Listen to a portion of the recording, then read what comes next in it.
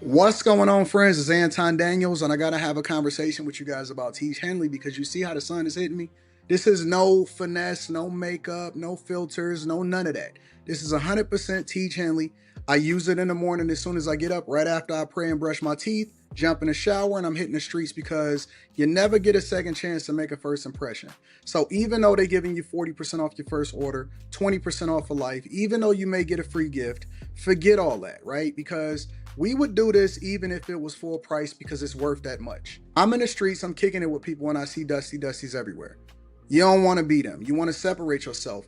And the way that you separate yourself is self-care. Ladies get it for the fellas. Fellas don't wait for the ladies to get it for you. I'm about to hit the streets right now, and I'm feeling confident. I'm feeling great. I mean, I already got confidence, but to have that extra boost of confidence, knowing that you've taken care of yourself and you set yourself apart from all of the rest of the sheep that's walking around making bad decisions on a daily basis. And it's reflected in their actions. It's reflected in the products that they use. It's reflected in the people that they follow. And so if you're trying to level up, if you're trying to make sure that you look good, they're going to send you the pack. They're going to give you all of the instructions on how you're supposed to use it. Then make sure you get your Teach Henley. Again, 40% off your first order, 20% off for life. Get your free gift. Make sure you tap in with your boy Anton Daniels because Unc is never going to lead you wrong. I would never have you use a product that I don't use myself. Again, they've been rocking with me for a long time. Make sure you get your Teach Henley. I love you. I appreciate you. I'm going to holler at you guys later.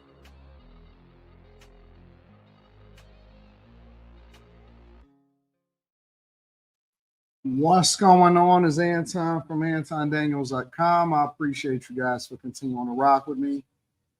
Thank you for tuning in for another edition of the Millionaire Morning Show. I'm your host, Anton Daniels. What up, what up, what up, what up, what up?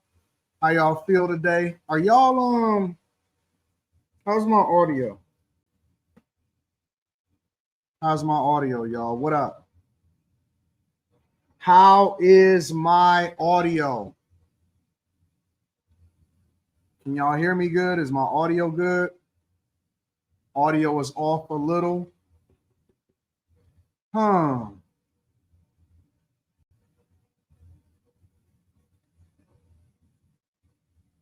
Some people are saying, all of the people are saying the audio is clear on y'all end. Audio is a little choppy. Audio is perfect.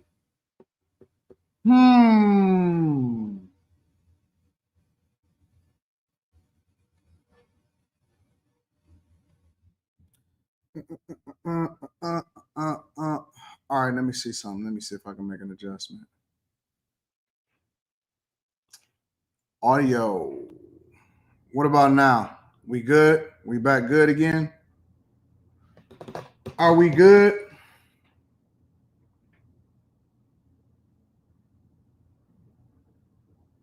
It's not as crisp. Audio sound like you on a Zoom call.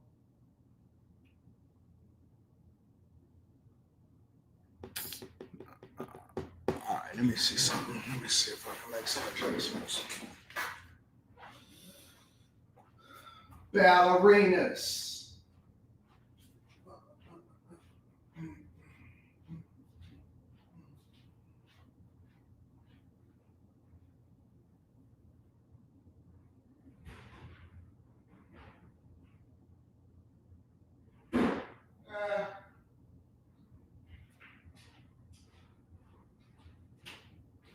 We start having a little bit of interference, it'll be fine.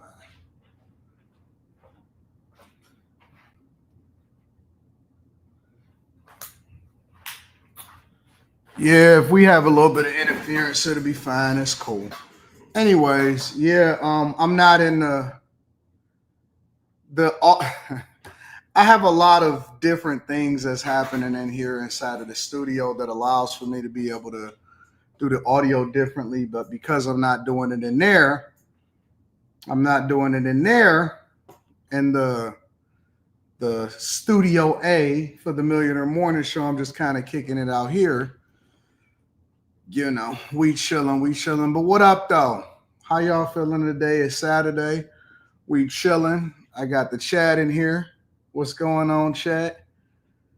What's going on? We not in studio A. We sitting at the desk, kicking it, doing what we do. Y'all know what my studio look like. Why y'all acting crazy? I got the desk. The desk is nice and desky-in. Got the sun shining out there. What up? Y'all off work? I know it's a lot of people that is off work for Labor Day. Labor Day for me is an opportunity to get ahead. So I am going to be streaming on Labor Day. I don't switch up. I don't change. We're going to be continuing to rock on that front. So we are streaming on Labor Day. That show from last night is wild, says Dean Murray. File Brown says, AD, you didn't miss any shows this week. Why are you streaming on a Saturday? Because I told the people I wanted to stream on a Saturday. I'm chilling in the studio. Um, I'm chilling in the studio, and I've been working this morning. And y'all know me. Some people say I'm a workaholic. People that don't know is not in the Patreon, Jesse. Yes, people that I'm not a workaholic. I'm just a hustler. I'm just a worker. This is my safe space. This is where I like to rock out. And this is where I get the most done. So I don't look at this as like work. I just look at this as just getting in here and grinding and doing what I do. And I get an opportunity to kind of get ahead. I want to make sure that I get my numbers right. I got the books right. I'm going to be doing a lot of bookkeeping tomorrow. Honestly, to be honest with y'all, I actually want to stream some more. Like, I'm trying to figure out where I can add more work and more streaming into my schedule. And I don't know where that gap could be. Maybe I could be doing it on the weekends. Maybe I could do it on a Wednesday. I don't know. But I'm trying to figure out how to stream some more. Walk on Wood says, did you see the Mexican Senate brawl? No, I didn't see the Mexican Senate brawl. We can come and check out whatever it is that y'all want to check out today. I do have a couple subjects that I want to tackle. But outside of the couple subjects that I want to tackle, we can kind of talk about whatever y'all want to talk about. It's Saturday, so we chilling, we having a good time. I know that the majority of people is not going to be up. I know a lot of people is out of town. They going to visit their people, Labor Day and all of that stuff. But we chilling. We chilling. So what it do? Bill Dog Dad, you must be from Baltimore. What's up, Azriel? What's up, Jesse? What's up, K Cooper? Zeroy says football. Oh, yeah, football season is back in. Football season is back in. Mexican Brawl is in our text from yesterday. Okay, got you. Saturday night, after hours live stream show was nice on the weekend. Spirit Airlines filed for bankruptcy. I'm out of town with my family in town, but I'm watching. AD, did you check out JID's new album yet? I did not. I don't know about. Can y'all hear that? Can y'all hear the air conditioner?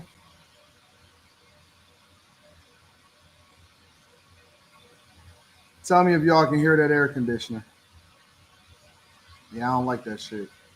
So I might have to go and get a microphone. I might have to go get a microphone. I am streaming on this device, but I might have to go get a microphone. Anyways, let me go into this Spirit Airlines thing.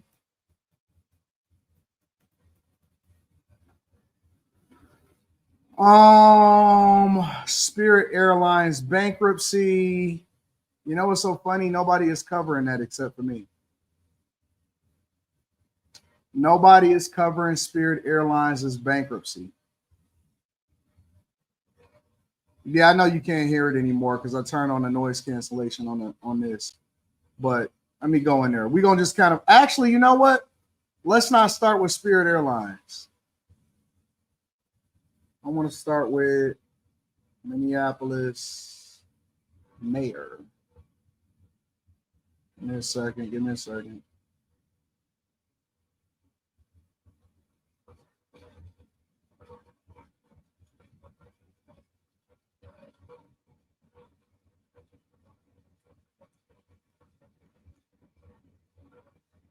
We kind of talked about this last night, but I want to deep dive into it a little bit more. Because I want to kind of get the whole speech. Let me see what's going on right here. Streamed 2 days ago, Minneapolis.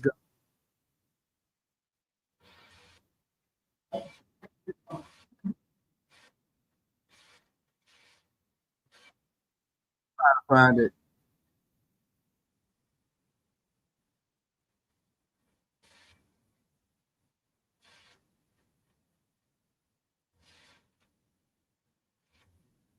Let me share my screen.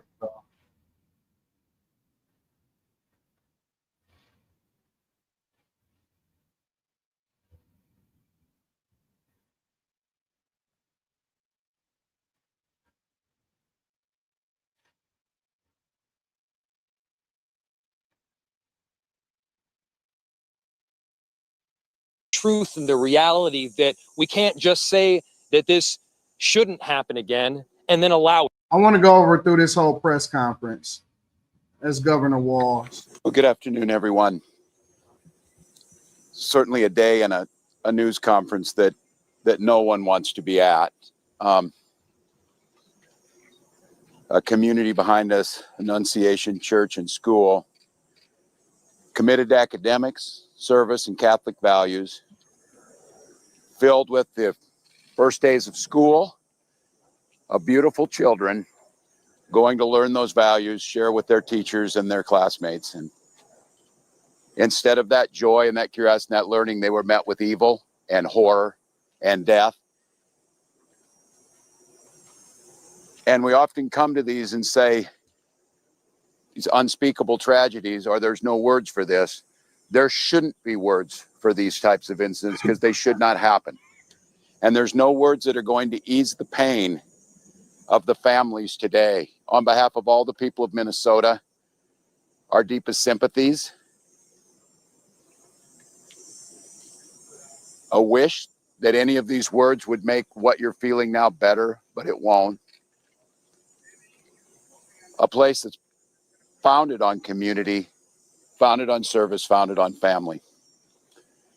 I'd like to give special thank you to the mayor and the team in Minneapolis, the Minneapolis Police Department, Hennepin County Sheriff's Office, Minnesota State Patrol, the BCA, so many agencies, our federal partners in the FBI, the first responders, and the heroic work that's happening now as we speak at multiple medical locations, including Hennepin County Medical Center, where most of our children were transported to receive the life-saving care. The thoughts and prayers and the hopes and the support that we need to give them in this moment too is critical. Speaking with all the people here and grateful to our federal partners, Senator Klobuchar speaking early this morning and receiving a call from President Trump, who was with his leadership team of the Attorney General and the Vice President, expressing their deep condolences amongst the horror that happened and an offer to provide the support to the folks here in Minnesota of what's needed. So there's a lot of cameras here, and unfortunately, we've been through these types of things. They will be gone at some point. All of you, you have to do your jobs. But what happened here today will not be gone. Minnesotans will not step away. We'll stand with this community. We'll redouble ourselves to do the best we can to understand what we can do to prevent any parent from having to receive the calls they received today, from any school dedicated to children having to respond to a situation that, as we said, is unthinkable, but that's all too common, not just in Minnesota, but across this country. It's Minnesota's day to day, and it's my strongest desire that no state, no community, no school ever experiences a day like this. So I ask the rest of the folks around the country who are watching, keep us in your thoughts and prayers, but also keep us in the thoughts for action together. And it's on these days like this, I think, and I hope we can hold on to it. We are unified as a community. Everybody across the country today is part of the Annunciation Parish, and they're with those families. Tim Walz, he didn't say anything out of pocket, so I can't necessarily hold him accountable. Of course, I know that people still don't necessarily rock with Tim Walz based off of the past presidential election and stuff like that. But Tim Walz, I mean, this is natural, right? You get a shooting, and depending on whoever state it's in or whatever, you usually get whatever it is, the leader of the state, to come in and say some words in order to try to comfort the community or whatever. So this is standard fare. This is not anything that's out of the ordinary. I know that we also had the police chief. We went over the police chief. I want to go over the mayor. And let me tell you why I think that the mayor's speech is a lot more important. And I want to see exactly what he said, and I want to see it in this full context. The reason that I want to go over the mayor's speech is because when I start doing a little bit of digging, right? Because obviously, what's up, Shadow Dragon TV? I appreciate you. I'll look at that, and I'm gonna read that super chat shortly. When I start going over the mayor of Minneapolis, right? I start digging because I was trying to understand, and I'm gonna play what he said about the trans people and everything like that. I start digging and I realize, oh, okay, so it's something else going here. The mayor of Minneapolis is actually up for re-election. So in the midst of this shooting happening right now, there's also a re-election effort and a re-election campaign that is happening in Minneapolis. And the person that he's running against is actually a Somalian. So you know that I've been talking about Somalians and talking about how Somalians have basically taken over Minneapolis and all of that. And so this is, we also want to factor this in, right? Because we're not just taking what he says at face value. We also take politicians, you know, obviously to be liars and stuff like that a lot of times. But we also have to take into consideration the fact that he's also up for re-election, and he's in the middle of a re-election campaign in which they're trying to unseat him. And you're right, Rafi or Raphael. They do have a large gay community over in Minneapolis. And so all of that is a factor in what's happening here. Let me try to get the full brunt of this speech. Thank you, Governor. Throughout the morning, we have seen this extraordinary Minneapolis family step up in thousands of different ways. People with strength, resilience, compassion, and love for the families that have been forever impacted by this heinous act.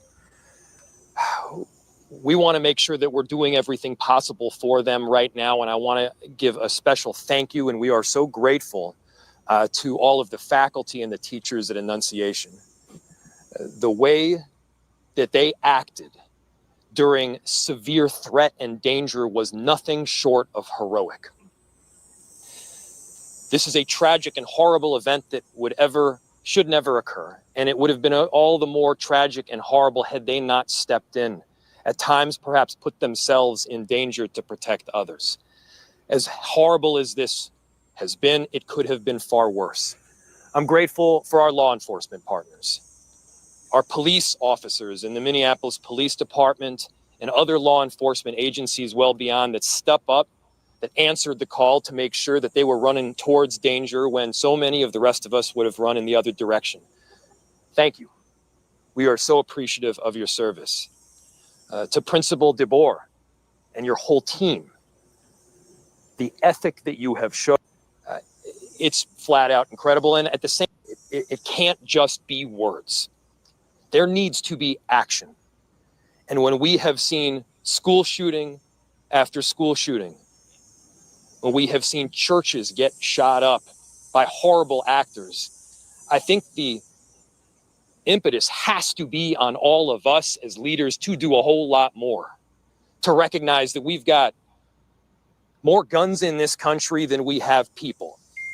And this is the thing that people are starting to get a little bit scared of, because, you know, when they start talking about leadership, when they start talking about, you know, what we should do and all of this stuff, you know where this is leading, right? This is leading into the gun debate. This is leading into a ban on guns and all of this stuff. And this ain't got nothing to do with that. This don't have nothing. You know what this has to do with? This has something to do with mental disorders. This has something to do with the fact that they like to declassify people that want to change their genders because they're trying to be politically correct, and they don't really want to address the elephant in the room. And instead, they try to go after the low-hanging fruit that has nothing to do with what it is that they're talking about. Nobody's guns need to be taken, because everybody that goes and personally buys a gun, most people are responsible gun owners. We need to deal with the mental disorder that comes from people when you identify somebody that want to change their name from Robert into Robin. But we gonna get there in a second. I haven't seen this whole speech. I'm literally listening to it in real time. And it's on all of us to recognize the truth and the reality that we can't just say that this shouldn't happen again and then allow it to happen again and again beyond that. It's on all of us. And I have heard about a whole lot of hate that's being directed at our trans community.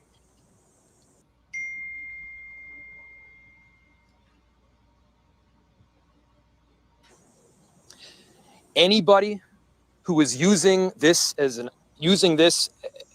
opportunity to villainize our trans community or any other community out there has lost their sense of common humanity.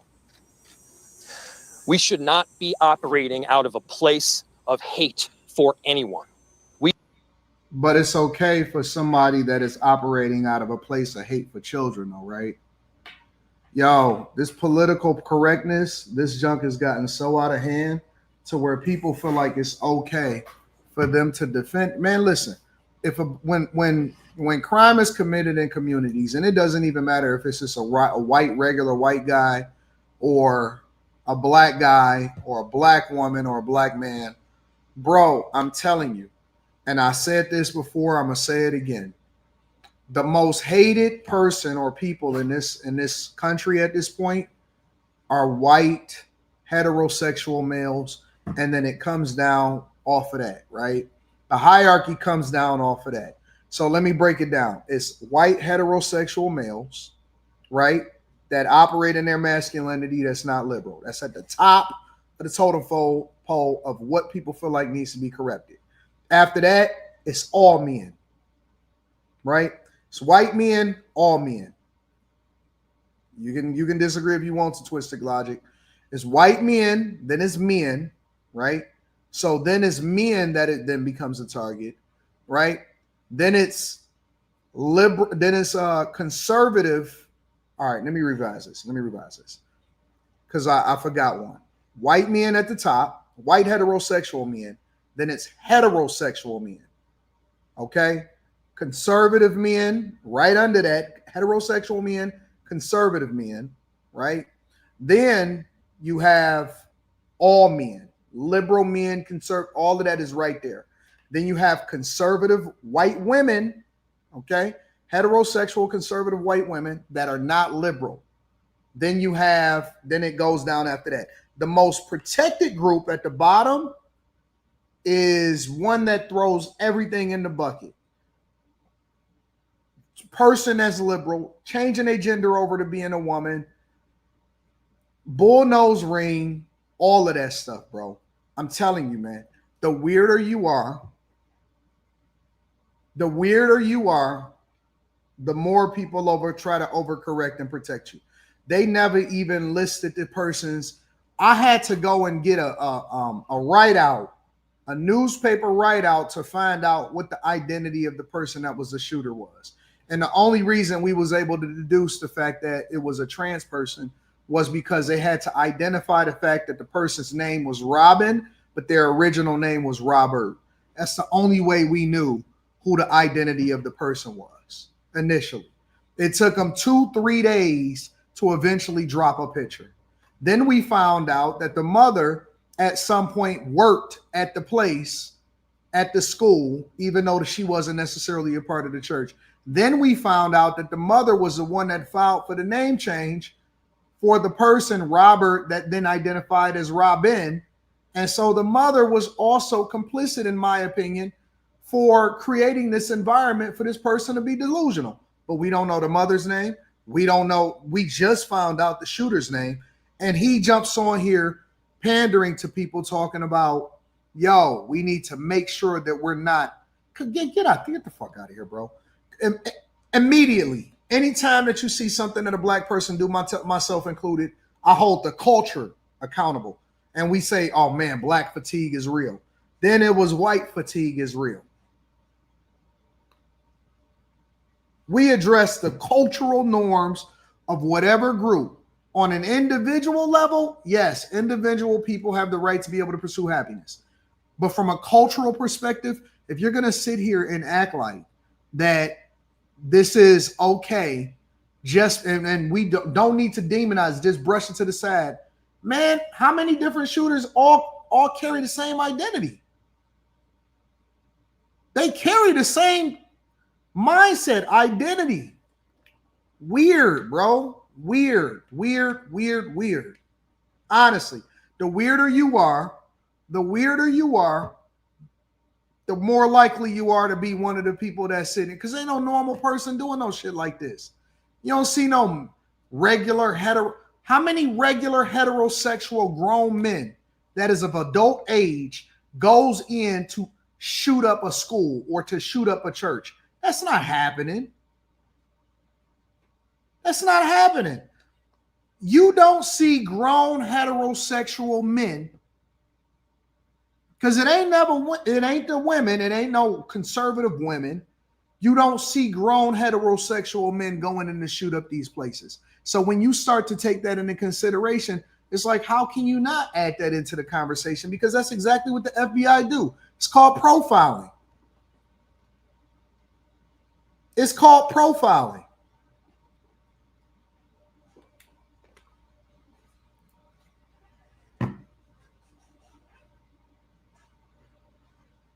But immediately, within 2 minutes of him starting his little speech, the first thing that they whisper in his ear probably before he came up there is, hey, make sure that you address the people that is trying to bully the trans community. What the fuck is you talking about, bro?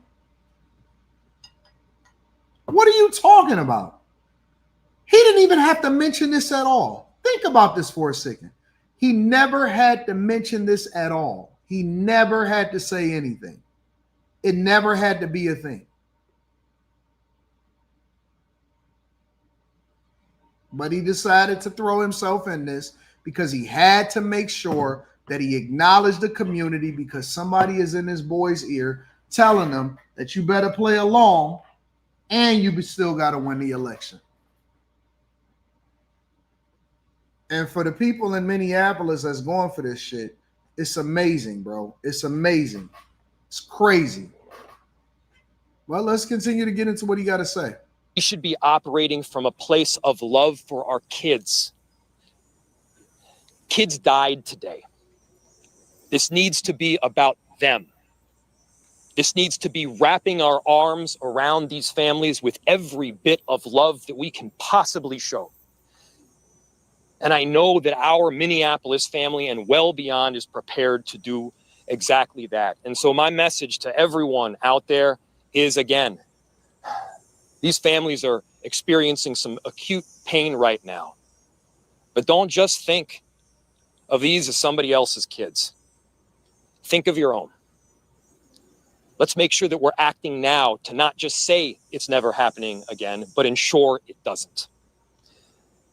Our chief of police, who's been working tirelessly throughout the day, along with, again, a number of different law enforcement. What did I tell y'all? We'll get there. I'm gonna get into that in a second. Give me a second. I'm gonna show you something. But before we get to that part, let me pivot for a second. Because obviously he's making his rounds across all of these different platforms, and they're having conversations with them, and they're holding him accountable for the fact that, you know, he made this statement because it was unnecessary. There was no reason for him to have to make this statement or whatever. I'm gonna take you to give me a second. I'm gonna take you to 3 weeks ago. Okay, I want to show y'all something. So this was the mayoral race. All right, this was the mayoral race. From left to right, you got the most, the candidates with the most motion, and obviously they're gonna put the incumbent up there. So the incumbent is Jeffrey Frey. Obviously, he could be Justin Trudeau for all we know. He fits the narrative of Justin Trudeau, but his name is Jacob Frey. Okay, that's the incumbent. That's the current mayor. That's the person that y'all just seen speaking. Also up there, and is heavily supported, and is a person. All right, I knew you was gonna do it, but I'm gonna get to you in a second. Don't worry about it. I don't want you to disrupt what I'm doing. But next is Omar Fateh. All right. Omar Fateh is his main challenger. Somalian that is heavily supported by the community, and this is the person who he's actually fighting against. Every city, including Detroit, always throw in some pastor or some preacher. I don't think that pastors and preachers should ever run for mayor or governor in any way, shape, or form, but that's a whole nother conversation. Jazz Hampton is probably the dark horse. Nobody is going to elect a black man into Minneapolis as mayor at this point, so you got to know your demographic. He just doing it for shits and giggles. And Brenda Short, you can forget it, baby. You can forget it, Brenda. No, first of all, they don't like women leading. Secondly, she's probably too black. And then third, she's wearing all white. So that was just a bad decision considering that, you shouldn't be wearing that. We don't know what the fuck is going on with Brenda. But I'm going to just leave it there. All right. So now that we know what is happening in the mayoral race, sitting down with mayoral candidate, they're going to tell you exactly who this guy is. Okay. For the race for mayor in the city of Minneapolis, incumbent Mayor Jacob Frey is trying for his third term, but he's got challengers. State Senator Omar Fateh, Dwayne Davis, Jazz Hampton, and Brenda Short so far. This is Breaking the News. I'm Janice Shortle. So Omar Fateh is where we're going to focus because he won the endorsement from the Minneapolis DFL, making national headlines. Look at the news reporter. Look at the news reporter. Come on, man. Listen, I need y'all to pay attention. This is why Anton uses context clues, and this is why we're unique. Look at the news reporter. This is Minneapolis, Portland, Seattle, all of those cities over there, up there at the top, over there. This is Minneapolis, bro. Y'all don't really know because the main visibility that y'all started to get into Minneapolis was Tim Walz. And so Tim Walz kind of put Minneapolis on the map. It wasn't the Timberwolves, wasn't the Minnesota Vikings, it wasn't none of that. It was this type of thing. They weird, bro. They weird as hell, man. I'm telling you. Real talk. I'm just keeping it 100. Bro, this is the liberal kit right here. The only thing that she's missing is a bullnose ring and a rainbow jacket. Honest to God. Got the pink with the pink, manly haircut, liberal white woman with the tie halfway down. This is literally the kit. You're likely to see this type of person in any coffee shop over in Minneapolis, passing out flyers for some gender affirming meeting that the community needs to attend. Every other newscast in the world, right, including in the United States of America, when we evaluate every other newscast, it's always a gentleman with a suit on. He may not have a mustache, he may not have a beard, but he absolutely is a gentleman with a suit on. And you got a nice young woman. Sometimes you get a big back here and there, but she got a dress on. She's dressed professionally, and she's definitely making sure that she's telling the news. And then you get the people that's out in the streets, the newscasters is out in the streets. They trying to get back into the room where they could just do the news regular because they tired of being out in the cold and the rain. And so they do their job and they, do whatever it is that they got to do. But every single look at the keep Minneapolis weird too, huh? As a Democratic socialist. Governor Walz, though, has vocally endorsed Mayor Frey. So who is Omar Fateh? Here's Danny with Fateh himself. After 5 sessions at the Capitol, State Senator Omar Fateh is running to be the next mayor of Minneapolis. I love everything about the city, the people. Fateh has emerged to be the next mayor. 5 sessions at the Capitol, State. You know what this is telling me? You know what this is giving me? What's that? Let me look at something real quick.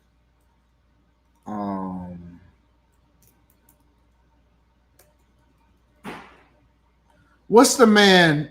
Okay, yeah, I got him. Never mind. Tom Hanks.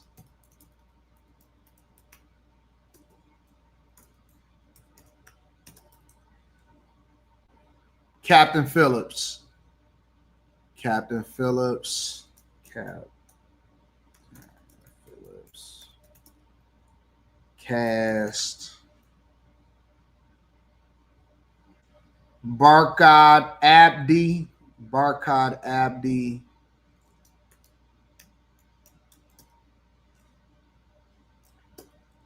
Captain Phillips.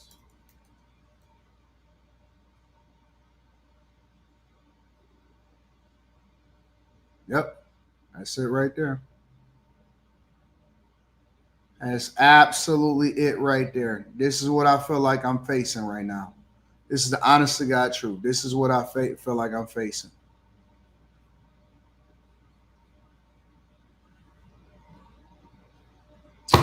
This is what's happening in Minneapolis. It's a takeover.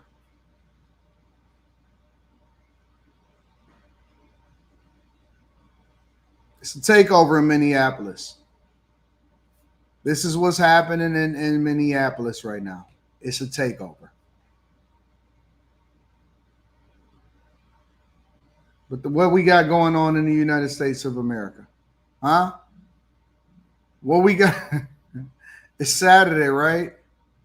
What we got going on in the United States of America? I don't know what's happening in the United States of America. I'm confused. I'm genuinely confused. What are we doing? Clean him up, throw a suit on him. Next thing you know, he's a senator running for mayor of Minneapolis. Senator Omar Fateh is running to be the next mayor of Minneapolis. He's a senator, y'all.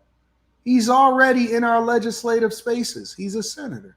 I love everything about the city, the people. Fateh has emerged as Mayor Jacob Frye's top challenger after winning the Minneapolis DFL endorsement.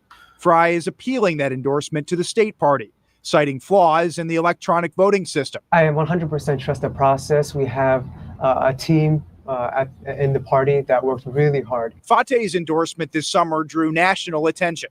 Like Democratic nominee Zohran Mamdani in New York City, Fateh describes himself as a democratic socialist. For me, that means addressing everyone's basic needs and making sure that no one gets left behind. He's a socialist, guys. For me, that means addressing everyone's basic needs. He's a socialist. He's a democratic socialist. He's a democratic socialist. I want to break this down.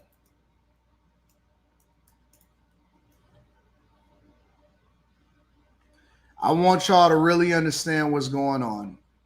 What is socialism? It's an economic and political theory advocating for collective or government ownership and administration, which means the production and distribution of goods with the goal of social and economic equality, meaning that they want to take from everybody else and create parity, regardless of how hard you work. They want to create a system where it's bigger government. It's more government, bigger government. And so they basically want to create a system where they do away with capitalism altogether. It's another form of communism. I agree with you, Nicholas. We want to go a little bit deeper.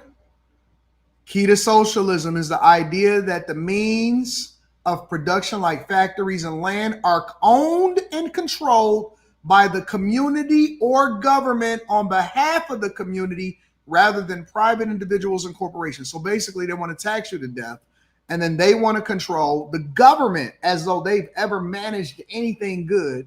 They want to control what happens to the community versus you being able to live, eat, and work and minimize government, minimize taxes, minimize the costs, and they want to be able to determine the quality of your life through bigger government.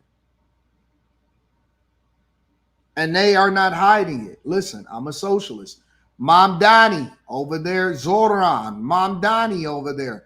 And most of these people are not even from here. How come all of these people that come up with these political ideologies, and this is one of the reasons why y'all have to be careful, because you know what? I'm going to be honest with y'all. One of the reasons why this stuff is taking hold and why it's starting to become a cultural, spiritual war on American soil, because it's not a physical war anymore. It's not a civil war when it comes to the South versus the North or any of that type of stuff. That's not what it is. This is a war based off of spirituality, principality, and culture. And see, the problem, it kind of reminds me of when everybody got really passive during the Obama administration, and they passed all of these laws. Hey, listen, this right for these people and all of this stuff. And you know what happened? And along with that, they opened up the doors to America and they let everybody in, right? And so what happens basically is now you have a takeover, right? The takeover starts in small cities here and there in pockets.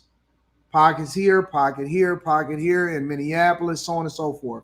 And then they take over the city, and then they take over the state, and then they take over the government itself, because we want to implement diversity, equity, and inclusion. And honest to God, Trump was probably our last hope for saving this country, because when you decided to allow for every other culture to have a voice in what happens here in America, what you basically do is you change the fabric of America by letting everybody in, and then they bring all of their stuff with them, and now they saying, hey, listen, we need to be a socialist country. What the fuck? What do you mean we need to be a socialist state, city, country? Nobody want that shit. But see, because everybody else is all passive, and because everybody was just chilling and they was asleep at the wheel, now everybody else is getting us. This is what happens. Oh, it's not a big deal. It doesn't affect you. Why do you care? Meanwhile, it's a takeover happened right under your feet, and your cultural and social norms is out of there. They would rather fly a made-up LGBTQ flag than they will the American flag. Think about this for a second. All right, let's talk about it. I'm gonna play him. I want y'all to think about this for a second. Do you know that there are people that can't sell their homes if they have an American flag flying in the front of their homes?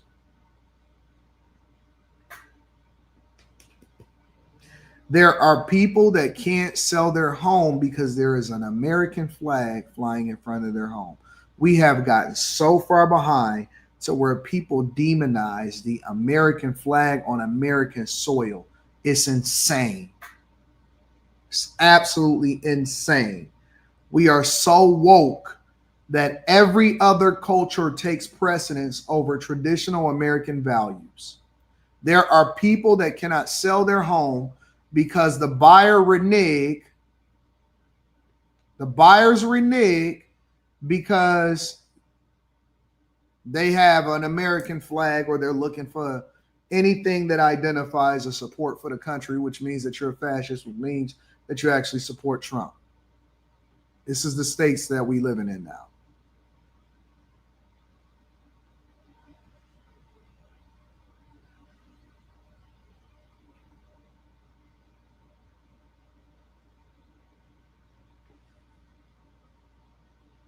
Needs and making sure that no one gets left behind. If elected, Fateh says priorities would include standing up to the Trump administration, pushing for rent stabilization, and a $20 minimum wage by 2028. On policing, though, Fateh breaks from the Democratic Socialists of America. When it comes to public safety, do you agree with the national platform on police abolition?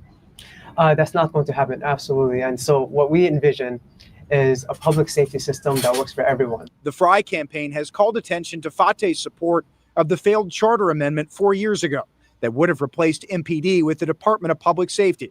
But Fateh says he would invest further in behavioral crisis and mental health workers, something Fry has done while in office. So you wouldn't support cutting funding for the department? Actually, I would think that in this situation, we'd actually have to increase public safety funding to make sure that we have all the alternatives. This was also our first chance to ask Fateh about feeding our future, and video entered as an exhibit in the trial showing Fateh at a June 2021 event celebrating a ruling that prevented the state from stopping payments due to suspected fraud. Fateh praised two key players later charged in the scandal, Ikram Muhammad and Executive Director Amy Bach. And I want to thank also Amy. Months later, the FBI carried out their raids. You were on video thanking Amy Bach, Ikram Muhammad. What do you say to Minneapolis voters about those connections, given what ultimately happened to those folks? That was a situation which was really heartbreaking.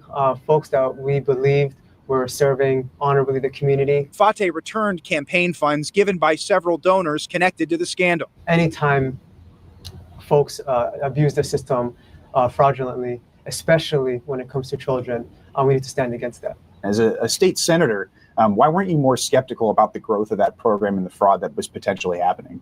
I don't think at that time we knew that they were under investigation. Looking ahead to November, Fate says his mayoral campaign will highlight working class issues. And folks just want their leaders to stand up for the everyday person. Do y'all trust this person? Just an honest to God, just assessment. Do y'all trust this person? I mean, it's not like most of us have a choice, because most of us that are in here today is not in Minneapolis, but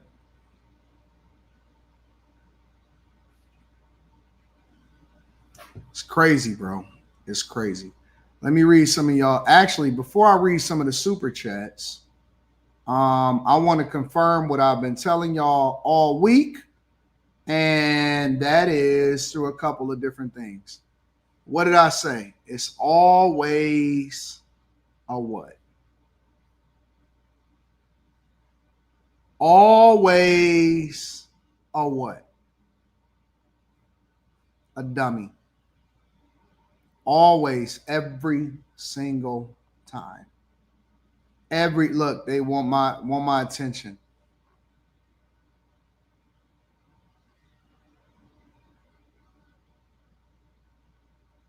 Now, what do I say? What's the rule, y'all? What's the rule? The rule is what? What is the rule? The rule is that we do not allow for extreme levels of disrespect, right? So, because I've seen this, that and spamming, we don't play with children, all right? We don't play with children. That's the one of the things that will get you banned. I do not tolerate that. I don't believe in it. I don't believe in all of that. And so when you cross the line to this, I've let him operate for a long time. And so when he crossed the line for this, we got to go ahead and just make sure that we go ahead and put them out of their misery. So have a nice day, sir. We got a new one.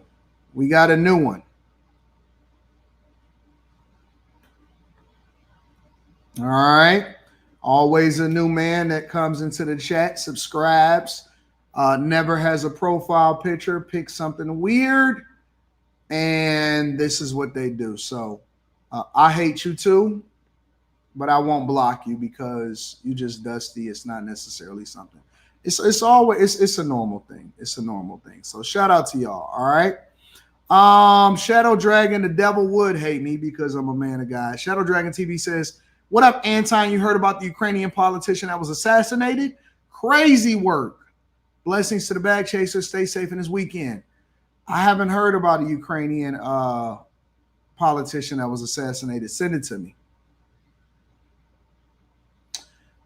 Truck and Blueprint in the building says a white liberal had a sign that says, if trans can't use my bathroom, then blacks can't use my water fountain. In a Virginia rally for governor, I sent the email. All right, cool. I got you. I'm going to check it out. Timeout says we woke up on this fine day and I'm thankful. I'm thankful too. Shout out to you, Timeout. I appreciate you. Whiskey Pierre says, Anton, happy Sabbath. Trying to eat. You killing me. We got to have a good show. So I got to give you all the truth. Jay Hunter Lee says socialism equal you get rich so I can eat. Facts. Shout out to Empire Foundation says that's Smokey from the PJs. All right, y'all, let's continue on with the show. Shout out to everybody that's participating on the platform. Let me reiterate the rules as we chill and we just have a chill time on this Saturday. All right. The rules are we want freedom of speech, and so we like for people to be able to say what they want to say, as we don't operate in an echo chamber, but we would love for people to, at the very least, try to be adults and mature about the things that they say in the chat. All right, that's number one. Number two, don't get overly disrespectful talking about people's kids, talking about little kids, all of that type of stuff, because that is one of the few things that will get you banned. And I don't want you to be banned. I think that y'all are smart enough and mature enough to be able to stay on top of things. Last thing, all right? Last thing, no spam in the chat. If you try to get my attention and you say it, AD, look at me, I hate you, AD, I hate you, I hate you. If you copy and paste it 30 times, we might have to put you on timeout, sit you down for a minute. All right? Okay? All right. Let's continue on with the show. I want to talk about Spirit Airlines. All right. Shout out to your car. He sent this to me. He was the first person to send this to me, but this is something that wasn't necessarily being covered in the media. But I have been talking about this for a little while now because I had covered a lot of all of these people on Patreon. So we go through and we look at different industries, hospitality, airline industry, all of that. Absolutely a no-no. But I had said a while ago on a previous live stream that Spirit and First Spirit, then probably Next Frontier, was going to be going out of business. So Spirit Airlines filed for bankruptcy for the second time this year. For the second time this year, Spirit Airlines has filed for bankruptcy, okay? I don't like it. Why is this so loud in here? That don't make sense to me. Give me a second. Let me make a quick adjustment. I might have to have this fixed or whatever. But anyway, Spirit Airlines is filing for bankruptcy. Make sure y'all hit a like for the algorithm, subscribe to the channel, and turn on your notifications. I am going to share my screen with you guys, and we are going to go over this. And I'm going to break down why you never, ever, ever, in a general sense, never, ever, ever, ever, ever, ever, ever, ever, ever invest in an airline. Okay. All right. So let's deep dive. So, Spirit Airlines filed for Chapter 11 bankruptcy protection for the second time in a year. Kay Cooper says, how do you file twice in a year? Well, I'm going to break that down for you. Well, let me just give you the game right now. Let me tell you how you file for bankruptcy twice in a year. The first time that Spirit filed for bankruptcy, and I'll go through that in this article, filed for bankruptcy protection for the second time in a year, just months after the country's largest budget carrier failed to find sturdy financial footing when it came out of Chapter 11 protection. In March, Spirit debt holders agreed in the airline's previous bankruptcy to exchange $795 million in debt for equity, but the carrier avoided bigger changes to cut costs, like getting rid of planes or more dramatically shrinking its footprint. So that is the key, right? In their first bankruptcy that they filed in December, and then they emerged in March of this year. And this is one of the reasons I went over this previously. But in their first bankruptcy, in order for them to basically restructure, because they have what they listed as their assets on record, and I think it's here somewhere in this, is $1 billion to $10 billion in their assets. I'm not sure what that is, but they listed $1 billion to $10 billion in assets. They got $795 million in debt, and they exchanged that for equity. So here's the problem. Spirit, they never changed the way that they operate from a business perspective. They flew the same routes. They got the same customer service. It's the same costs. They got the same people working there. And they are competing against a much more competitive industry because not only, right? Not only do you have headwinds when it comes to tourism and people pull back when they start to experience some kind of financial problem, but you also have places like Vegas, they say, and different places. You also have tourism declines, supposedly, but also on top of that, you got other airline carriers that's becoming more competitive. So if you've ever taken a Spirit flight, or if you've ever even looked up a Spirit flight, you know that they're not always the cheapest, because the minute that you start to look at, let me go to flights.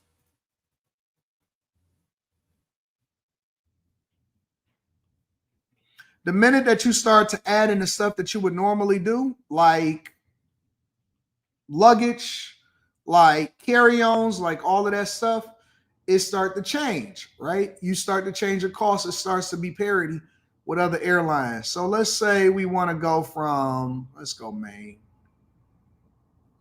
Guess we can't go premium. Let's say we want to go to, where we want to go, y'all? Miami?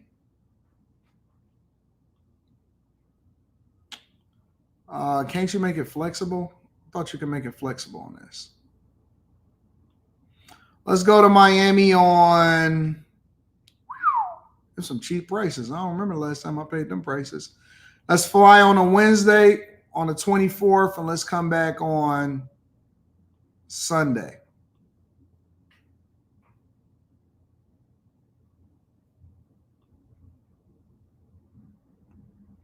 Spirit is the cheapest, right? As usual.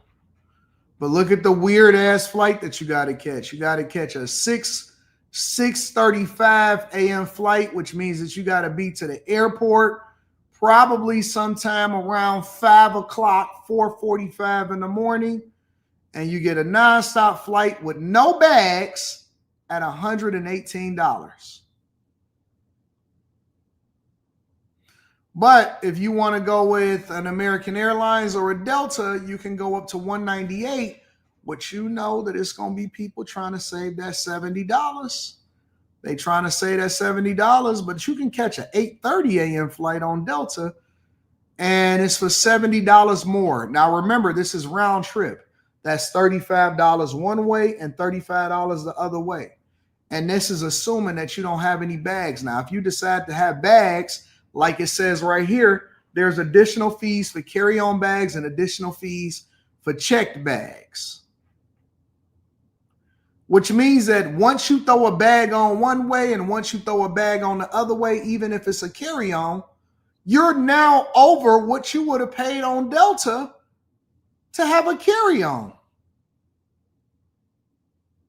What's the cost to carry on the bag for Spirit? Let's see. Cost to carry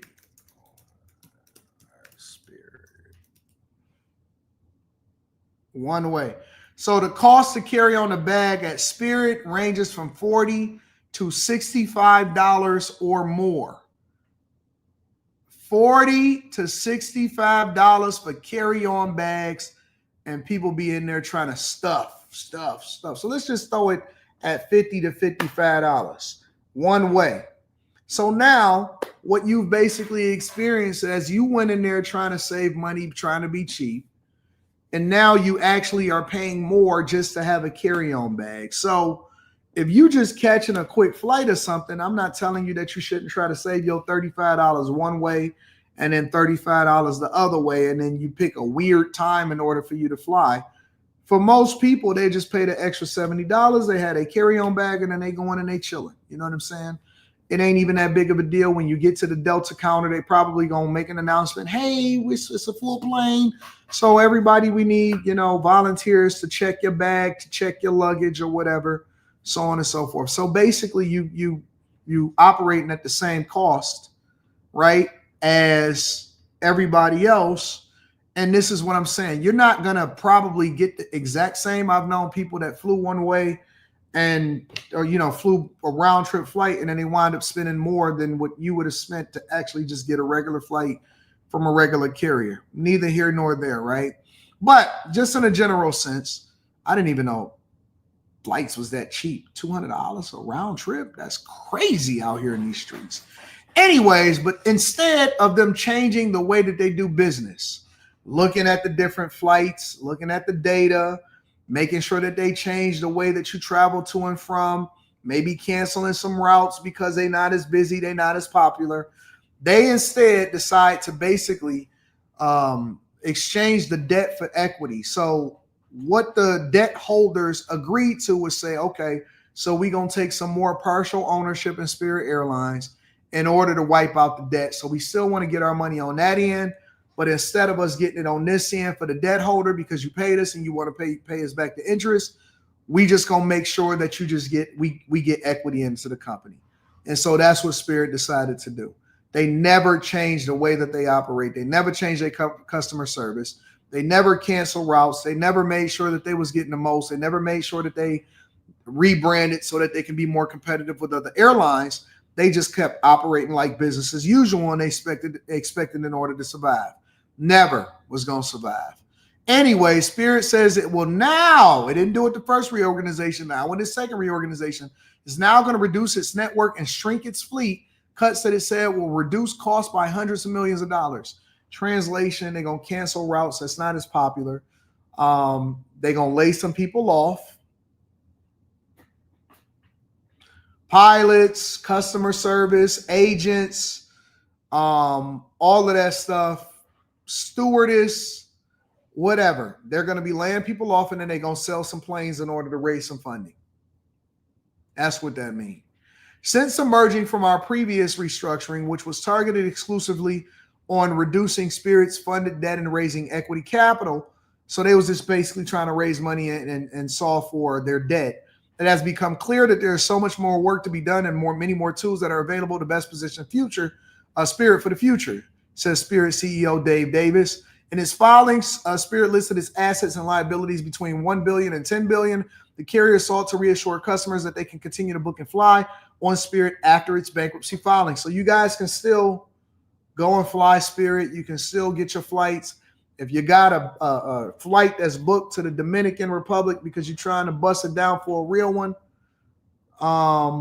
you're more than welcome to do that. They're still going to fly your flight. They're in bankruptcy protection, which basically means that, it's not like they're going to fold or collapse the company right away. They're trying to restructure and say, hey, we are a viable business. We've already restructured our debt. We're going to actually come together with a better business plan to be profitable. And so all of my bonnet queens that is flying to Miami to make sure that they get their lipo and to get their BBLs, you still got a way to get there as cheap as possible. You still got a way to get there as cheap as possible. JetBlue wants to buy Spirit. The Biden administration blocked it. Well, let's talk about that. JetBlue wanting to buy Spirit. Here's the thing. JetBlue wanting to buy Spirit don't necessarily mean that they're going to keep Spirit open.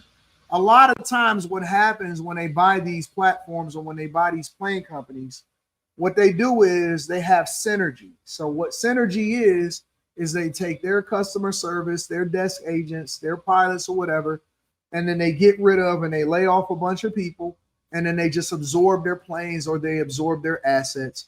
And a lot of times what they'll do is they'll respin that off into a different company, and they'll get rid of their debt onto that company.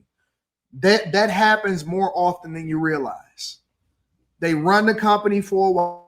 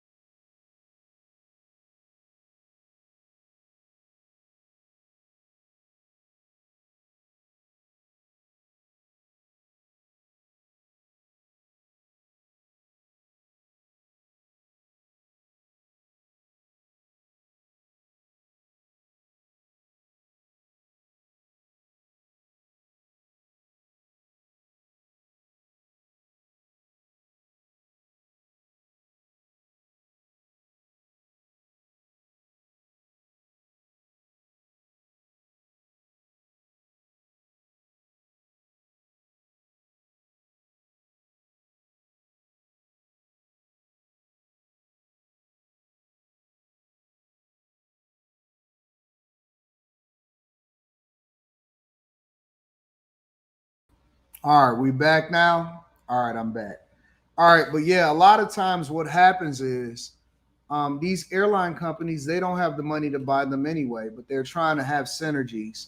But then on top of that, what they're trying to do is they're trying to merge so that they'll be able to, have better business operations. And so they'll issue more stock. They'll take out more debt in order to be able to buy another airline.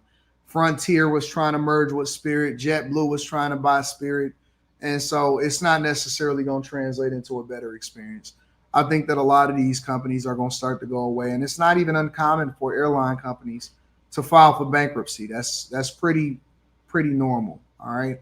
And so you don't want to be involved in it. Spirit's stock price is absolutely collapsing after hours.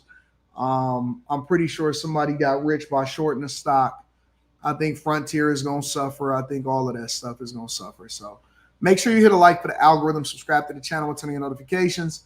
Let me read some of these super chats. Give me a second. Let me see what's happening. Payne says, blessings to you, Anton. I'm moving back to Milwaukee from Phoenix, downsizing to a 1-bedroom apartment from a 4-bedroom house and purchasing an 06 Lincoln Town Car. Seeing how it's going to be long term to live cheap. All right, let me ask you a question, Payne.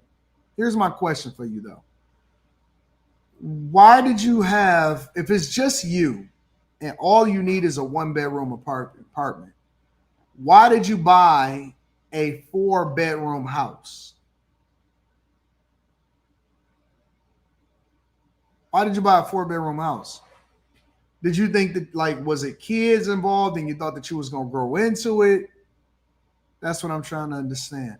Shout out to you, though. Good job. Get that money. What's going on, says Eric Williams? What's going on to my Detroit bro, Anton, on this beautiful last Saturday in August? Checking you out down here in Charlotte, North Carolina. Shout out to Eric Williams, says, looking forward to coming back home to Grand Rapids and Detroit to see family and friends and get out of this miserable heat here in the Carolinas. The weather is perfect here, bro. I love fall. Fall, you can start to get hoodie season back. You can do all of that stuff. Yeah. Shout out to y'all. All right, so what else y'all want to talk about? I'm going to let y'all help to determine what goes on and what y'all want to talk about. Pawn shop raids. Let me see what's happening in these streets.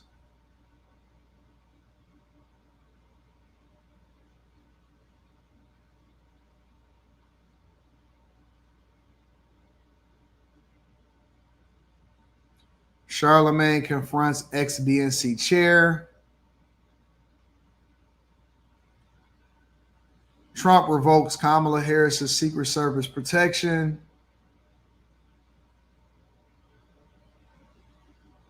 $8,000 per hour dating coach exposed. Ray Lewis, Shannon, Sharpe. Did they release that yet?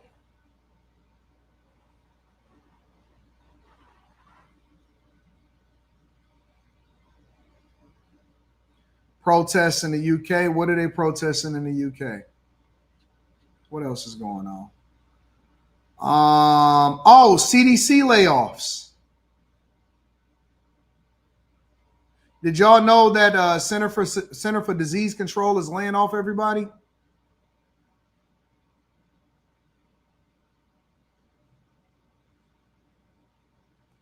The Center for Disease Control is laying off. Did y'all know that? Let me pull that up real quick. Layoffs.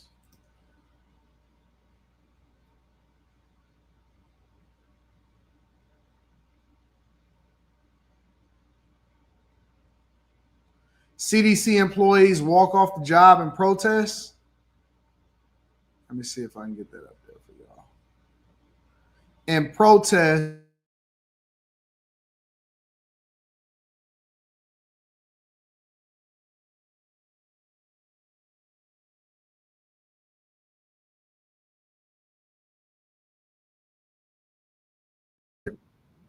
Let me see if I can fix this real quick. Give me a sec. Okay, we back. Supposedly, but we back.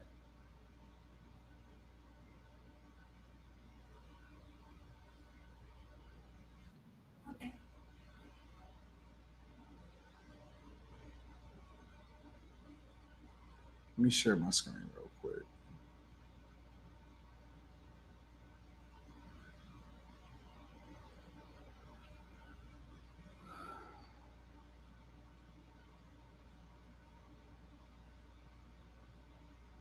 tapping HHS Deputy Secretary Jim O'Neill to temporarily lead the CDC, as the Trump administration claims to have fired Director Susan Menares, who was sworn in just last month. Susan is an expert in public health. Menares denies she's been fired and refuses to resign. The nation's top public health agency left reeling. Dozens of workers walking out yesterday, 4 top officials resigning in protest. We need our leaders above us to believe in CDC and stop saying question the experts. HHS Secretary Robert F. Kennedy Jr. has been looking to remake the agency. There's a lot of trouble at CDC, and it's going to require getting rid of some people over the long term in order for us to change the institutional culture. Kennedy, a known vaccine skeptic, is seeking to overhaul the nation's vaccine policy. Kennedy insisted Menares get on board with his changes, but Menares' lawyers say she refused to rubber stamp unscientific, reckless directives and fire dedicated health experts. Well, that is a quick, fast way for you to go ahead and get fired. That ain't nothing new. So what did they expect? So wait a minute. Let me tell you something. In politics, corporate America, whenever you get to a certain level, your job is this, not to necessarily question. Your job is to bring visibility to what you have an issue with, but to make sure you execute on the vision of whoever your direct superior is. If you think that you are going to come in there and run something and do what you want to do and to be able to get away with whatever it is that you want to get away with, you have another thing coming. Your job as a person that is hired, and I don't care how high you become, when people hire you, and this is why I say people hire you based off of being a cultural fit. Your job is to execute on the vision of your direct superior. Usually that goes all the way up to the top. If it is RFK Jr., then that's what it's going to be.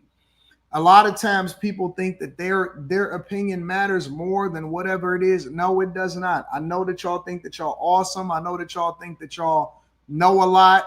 Is people in this chat probably that got regular jobs, and you know what they regularly say? I know more than my boss. I could do a better job than my boss. Well, make sure you keep that to yourself, because you're going to get yourself fired. And what y'all also don't know is when you get to certain levels, you can be fired at will. You can absolutely get fired at will, 100%. And so a lot of times people get emotionally connected instead of doing your job. Your job, and listen, you can, like I said, you're the expert, you can bring visibility to certain issues and stuff like that, but your job is not to sit there and question the person that's in charge. Your job is to execute on the vision of whoever it is that's in charge. That's 100%. You're not bigger than the program. Nobody is ever going to be bigger than the program. Nobody is ever going to be bigger than the program. And so she's sitting there saying, I'm refusing to rubber stamp unscientific, reckless directives and fire dedicated health experts. Okay, well, then you're going to have to get fired, and then we're going to fire them anyway.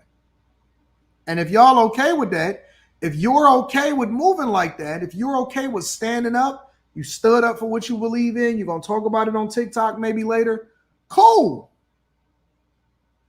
Cool. But the same way that you got hired is the same way that you're going to get fired. The former acting director of the CDC, Dr. Richard Besser, saying Menares was standing up to Kennedy. There were 2 lines. One is that she would never do anything that was illegal, and the other was that she would never do anything that flew in the face of science. And she was being asked to do both of those things. Menares' lawyers say only the president can fire her, and she still hasn't heard from him. The White House insisting he has fired her because she is not aligned with his mission. And Jim O'Neill, the person that the White House has tapped to serve as the interim director, says that he does support vaccines, but not vaccine mandates, Rebecca. Yeah, all of this vaccine stuff, this stuff get pretty dicey a lot of times. White House pulled the nomination of Dave Weldon, a former Florida congressman, to lead the CDC. A lot of times people don't think that they can get fired, but you absolutely can get fired. Another major change today at the CDC. HHS Secretary Robert F. Kennedy Jr. has now named his deputy, Jim O'Neill, as acting CDC director amid a tumultuous shakeup at the agency. O'Neill is set to take over after Director Dr. Susan Menares was fired this week, a position that she held only a few weeks after getting confirmed by the Senate. And O'Neill was actually there for her swearing-in ceremony in late July. We're learning that Dr. Menares was pushed out after clashing with Kennedy over vaccine policy. Her ousting led several other high-ranking CDC officials to resign in protest. And O'Neill's appointment is already raising eyebrows. He doesn't have a medical degree or an advanced degree in public health. That's a first for any CDC director, acting or not. During the COVID pandemic, O'Neill also openly championed unproven, controversial treatments like ivermectin. CNN's Jacqueline Howard joins us now live from Atlanta. So, Jacqueline, what more are you hearing about Jim O'Neill? Well, Boris, I know many CDC employees have said that they want to know where his priorities lie, what his stance is on vaccine policies, because as you mentioned, there are many questions just around his background and his philosophies here. Now, during his confirmation hearing to serve as HHS Deputy Secretary, he did say that he supports vaccines. Have a listen. Senator, as you know, I'm very strongly pro-vaccine. I'm an advisor to a vaccine company. I support the CDC vaccine schedule. And Boris, we also know that, as you mentioned, Jim O'Neill is not a doctor, but he does have history within the Department of Health and Human Services. He did work there during the George W. Bush administration.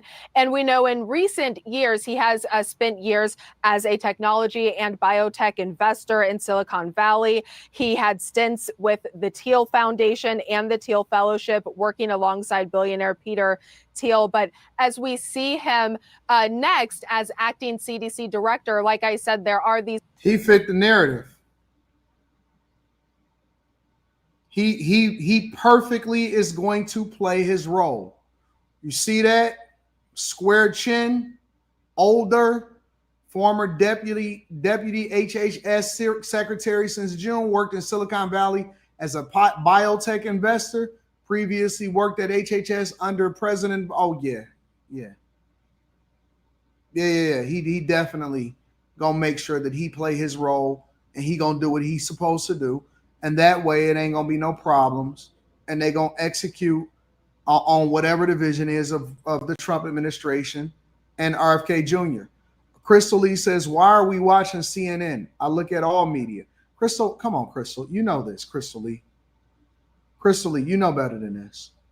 All right. We look at every piece of media. We look at liberal stuff. We look at conservative stuff. We look at local. We look at content creators. We look at everything. And then we draw our own conclusion as a result of it. All right. Stop acting like you're new here. You're not new, Crystal. Get with the program. We see him next as acting CDC director. Like I said, there are these questions around where he will steer the ship at CDC, especially when it comes to vaccine policies. And vaccine policies, Jacqueline, top of mind right now as we're heading into autumn, a time when many people might be getting their flu shots, their COVID shots. But the FDA this week approved the updated COVID-19 vaccines for a limited group. And in some states, you might not actually just be able to walk into a pharmacy and get the shot anymore. So who is now eligible for a vaccine this year and where? That's right, Boris. The groups that are eligible are adults ages 65 and older and younger people who are at an increased risk of severe COVID-19. So that may be due to an underlying health condition. But in some states have a policy where pharmacists cannot offer vaccines that are not recommended by the CDC's Advisory Committee on Immunization Practices. Do y'all still be getting, is COVID still a real thing? That's what I said, Ellen. Are people still asking for a vaccine? Are people willing to lose their job over mandates over the COVID vaccine still? Honestly, I didn't even know that people still ask for the COVID shot. Y'all still ask for the vid shot?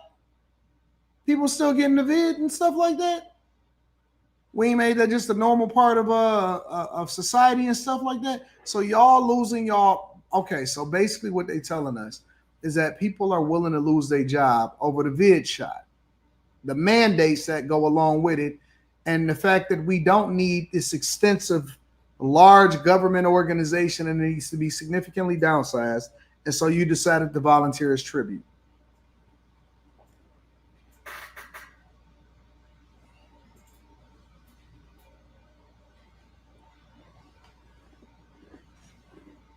People still wearing masks inside of stores.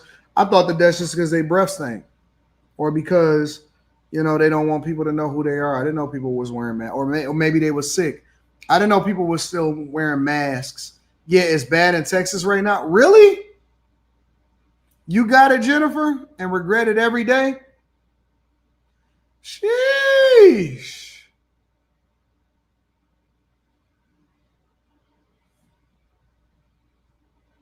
I didn't know that y'all still was getting it. I thought that y'all was still, I thought y'all was immune. Anyways, let me pivot for a second, because there's this other thing. You know, somebody sent me an email and they was trying to bet on Trump dying and stuff like that. And so there's this huge conspiracy theory about Trump disappearing and where has he been at and all of this stuff. And I'm like, what is going on? Why are y'all tripping about that? People are saying that, where's Trump? We haven't seen him in 3 days. Y'all didn't see Biden almost at all.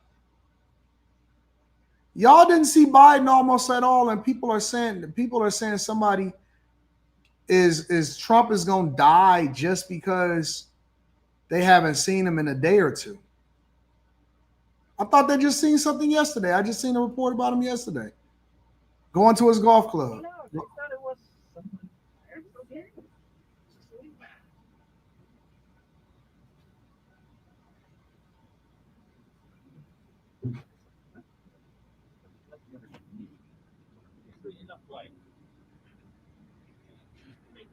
That's got to be crazy to be traveling like that every day.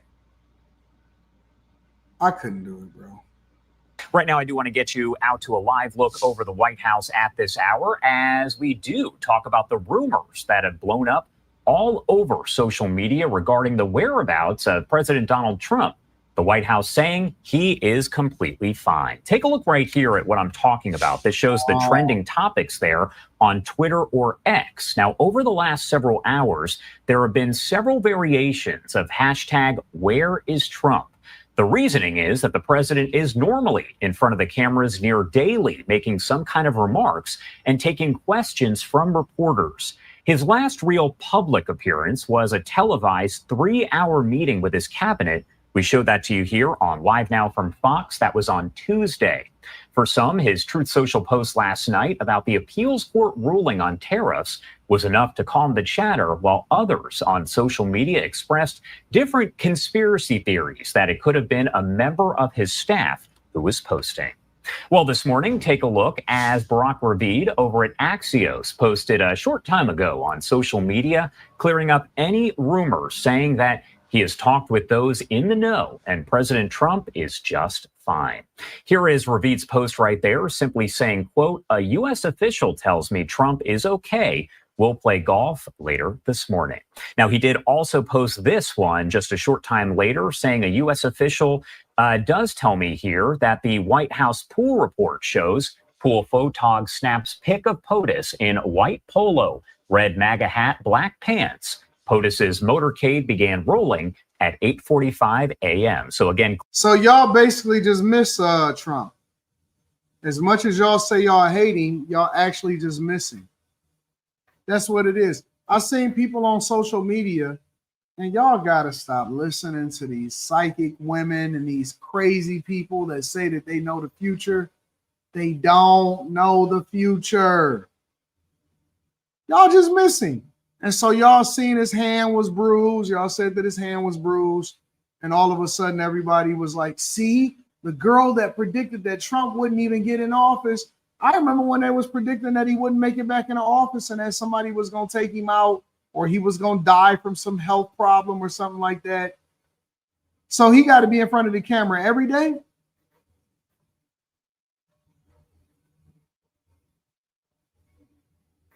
So if Trump is not in front of the camera every day, which Biden, we didn't even know what time he went to bed.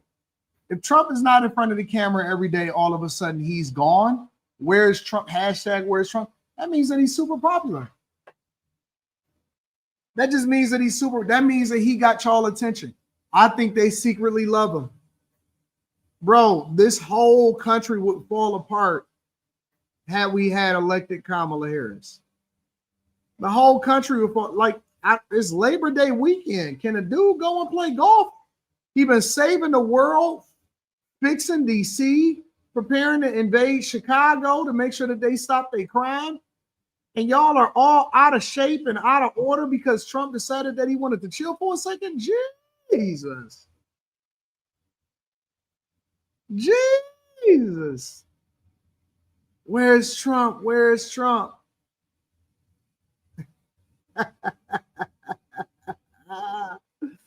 Mr. Omar says, if you ain't got haters, you ain't popping, apparently. Good God, y'all didn't see Biden half the time, and all of a sudden y'all clearing up those rumors that are circulating all over social media. Well, now back to that Truth Social post from the president. A U.S. appeals court ruling Friday that most of President Trump's tariffs are illegal, undercutting his use of those tariffs as a key international economic policy tool. The court did allow the tariffs to remain in place through October 14th to give the Trump administration a chance to file an appeal with the Supreme Court. Here is what Trump wrote late yesterday in response to that ruling. You see it right there on your screen. I'm going to take the banner down so you can read it a little bit further. But that says, quote, all tariffs are still in effect. Today, a highly partisan appeals court incorrectly said that our tariffs should be removed, but they know the United States of America will win in the end. If these tariffs ever went away, it would be a total disaster for the country. It would make us financially weak, and we have to be strong. The USA will no longer tolerate enormous trade deficits and unfair tariffs and non-tariff trade barriers imposed by other countries, friend or foe, that undermine our manufacturers, farmers, and everyone else. If allowed to stand, this decision would literally destroy the United States of America. At the start of this Labor Day weekend, we should all remember that tariffs are the best tool to help our workers and support companies that produce great made in America. Why do people want the president of the United States of America to pass away? What's up with that? Why are y'all tripping off of that? Why do people get so evil, and why do people want people to die in the first place? Y'all ain't got this much smoke for the trans person. Y'all don't have this much smoke for the trans person that took out somebody or took out the people. There he is right there. Y'all didn't have this much smoke. Y'all was defending the trans shooter over in Minneapolis. How come ain't nobody asked where Biden is at? How come ain't nobody asking where Kamala Harris is at? This chick take 4 months off at a time, and then she come out with a new speech, and all of a sudden y'all jump at the very sight of her and say, look at what we could have had. Oh my God, I can't believe it. I seen that junk on Instagram, and people like, oh, I think Trump is gone. I think it's just like, don't y'all got enough to worry about in your own life? People ain't got nothing else to do than to worry about whether or not Trump is still alive or not. That's because y'all missing. Y'all missing. Y'all absolutely missing. Let me see what's happening out here in these streets, because y'all just extra.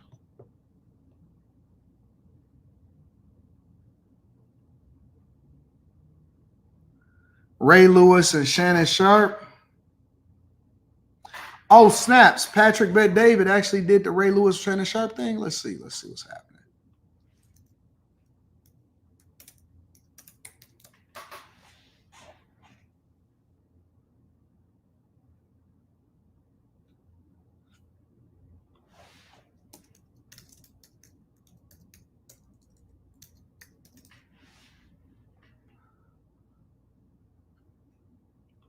Shannon Sharpe, did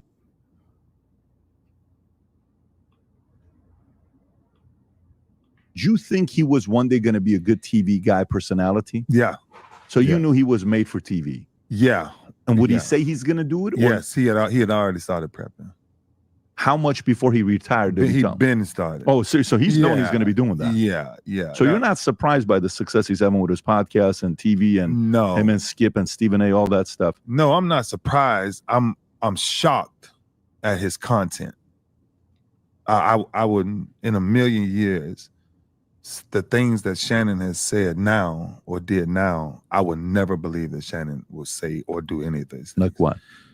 Simply, I take drinking. Shannon, in my entire career, I've never saw Shannon with a drink. Ever. Like. What?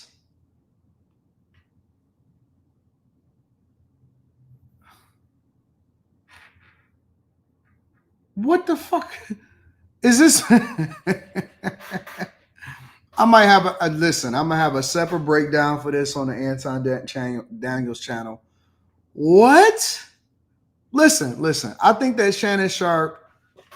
What do you mean Shannon switched up to get the back? He's not a football player no more. He a podcaster.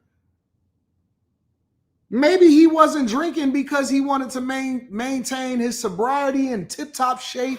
And he wanted to make sure that he was on top of things, and he never wanted to ever get into a situation while he was focused on the field or something, or maybe whatever. Maybe he's now a more relaxed person, or you want to enjoy his money and all of that stuff. What you mean?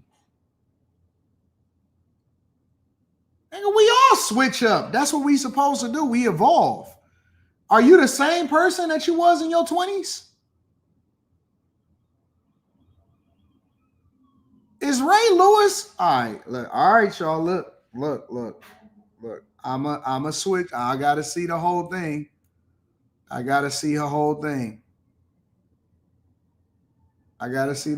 What's wrong with Shannon having a drink?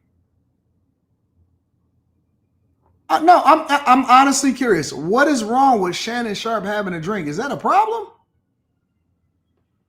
All right, let me see the rest of it. Like it was against the law, right? Because he had some stuff in his family that he didn't want to follow that. And then so I kind of started to watch him, and then this is why y'all gotta, before we even get into this, if you ever got somebody that you used to rock out with, right? And let's say that y'all was really close and y'all was really cool at one point in your life. And then you move on and you continue to be successful, and y'all was dope, and you went into that person's home, or he invited you into their home, and they, y'all know stuff about it or whatever. If they go on somebody else's podcast and they start talking negatively about you, and you know them in real life, and you can have a conversation with them, and you can actually call them, I gotta say that that's some dirty shit. Honest to God, real talk. What you talking about, dog? So it's cool to kick him because you think that he caught a couple L's, and now it's popular. I'm gonna read those super chats shortly, y'all. And now it's popular for you to go out there. I don't like this shit. Like, I know that a lot of people is cool with, hold him accountable. No, this is some dirty shit. This is some dirty stuff. If you have the ability to make a phone call to somebody that you actually kicked it with in real life, and I'm talking about like on the phone with each other, for you to start talking about personal shit because you on a podcast, man, how much they paying you, bro?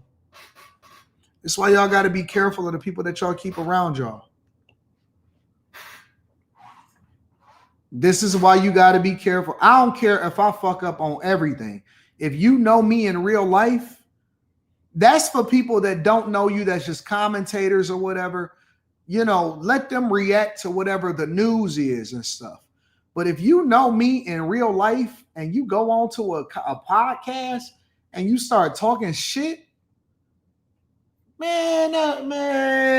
honestly, that's a situation where you don't reply to them. You don't reply. Like, you just cut them off completely. You don't reply to them. You don't go back and forth. None of that stuff. If you get a woman that you was cool with or you kicked it with in real life, and then she get on the internet, because that's what this is. This is story time with Ray. Story time with Ray Lewis. You get a chick that you used to kick it with, and then she started posting pictures. I seen a chick post a picture a day like the battle rapper, post a bunch of pictures. Oh my God, he took everything from me as far as our well-being. We're different now. If you would do, it's the same thing for dudes. If you fuck with a girl and y'all don't fuck with each other anymore, and then now that y'all not with each other, or she move on with somebody else, and you start talking negatively about her and you start telling all of her business, you a sucker for that, bro. You a sucker. Let her move on. Let her live her life. If she ain't said nothing to you and you know it ain't none of that, then keep it moving. People that talk about people negatively that they know in real life is corny to me. People that talk about people negatively that they know in real life is corny to me. What do you mean? Y'all was cool, man. I never seen this before. Now this nigga on Patrick Bet-David podcast. And I don't blame Patrick Bet-David because Patrick Bet-David is a content creator. He's a businessman. I don't blame him. He the content creator. But you knew him in real life. You know him in real. That's your homeboy. And I don't care if y'all fell out. I don't care if he said your mama sucked dick and you called him back and you said your daddy is gay. And y'all said some of the worst shit to each other. You don't air that shit out and on nobody else's podcast. That ain't what you do. That ain't kosher. And so that's why y'all got to be very careful. Very, very careful. Now, if y'all want to go at each other based off of like football or something like that on some content type shit, that's different. But talking about some personal stuff, that's corny, bro. That's corny. Let me see the rest of this. We kind of went our own separate ways because I'm like, you're going to take that route. I can't go that route. Never can go that route. And that route is to become so worldly that you become popular because you're talking about ignorance, right? A lot of times, a lot of these gossip conversations that they're having and bringing up all this stuff, I'm not going to do that to nobody. I'm not in the business for that. I'm in life to try to teach people what does it mean to be a better man or get back to the kingdom. Nigga, you gossiping right now. You gossiping right now. So because dog, let me tell y'all something, bro. Honestly, I'm going to be for real. I'm going to be for real. I'm going to be 100% with y'all. You know what I see? Jealousy. Niggas is cool with you as long as both of y'all is in the same space, on the same level.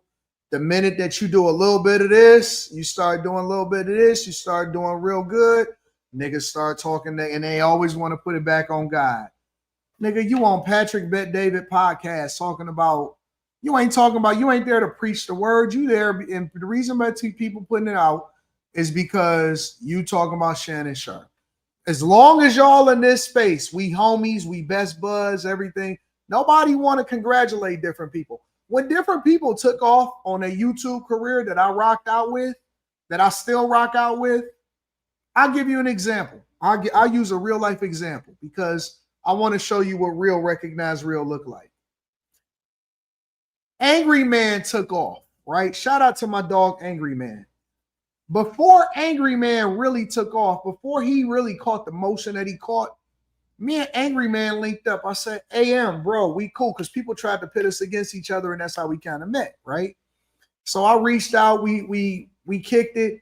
I said, bro, come to Detroit. You know what I'm saying? All of that, right? So I got you, I covered you, I put him in the dope hotel. We went to the game, we hung out, like, you know what I'm saying, just on some real shit. Same thing with my dog, Aristotle Investments. We connected. We was like, yo, bro, I fuck with you on this part, whatever, so on and so forth. Yo, I'm about to come to Atlanta. Let's go kick it in real life. Because I always want to kick it with people in real life. Right after that, a little bit after that, when Angry Man went back to his spot or whatever, went back to wherever he lived at. I'm not telling y'all where he lived at. When Angry Man went back home, Angry Man caught a fucking wave. AM caught a wave, but just in real life. AM just started taking off. His shit just started going crazy. 200, 300,000, 400,000, 500,000, 600,000, 700,000, 800,000 subscribers. He just started taking off and shit, right? You know what we did? We celebrated that. We celebrated him. I'm like, man, this nigga is really deserving it. He work his ass off. He stream. He take care of business. all of that stuff, right? And you know, with more visibility, a lot of times the haters come out. So then people want to try to put poison in it and stuff like that. No, we celebrate it. You know what I'm saying? Because it's his turn.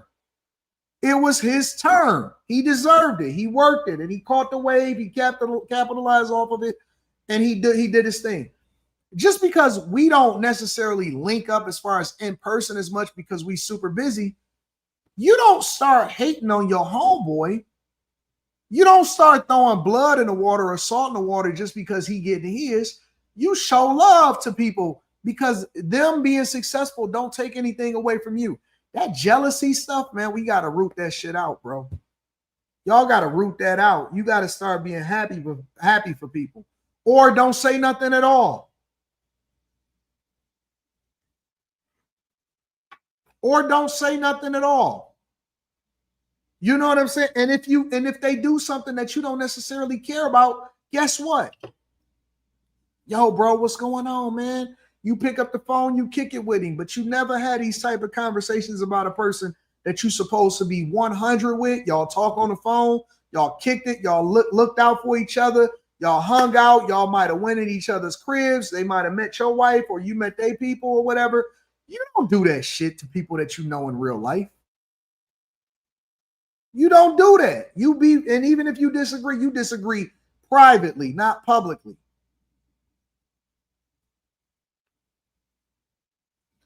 Breadman says, bruh, every time someone doesn't agree with your content doesn't make them a hater.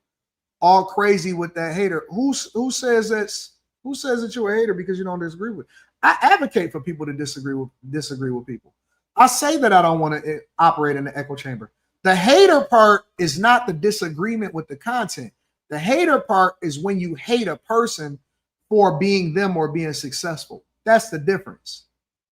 I need y'all to get out of y'all feminine energy. It looked like you got a son over there, okay? It looked like you got a son. Looked like you got a wife.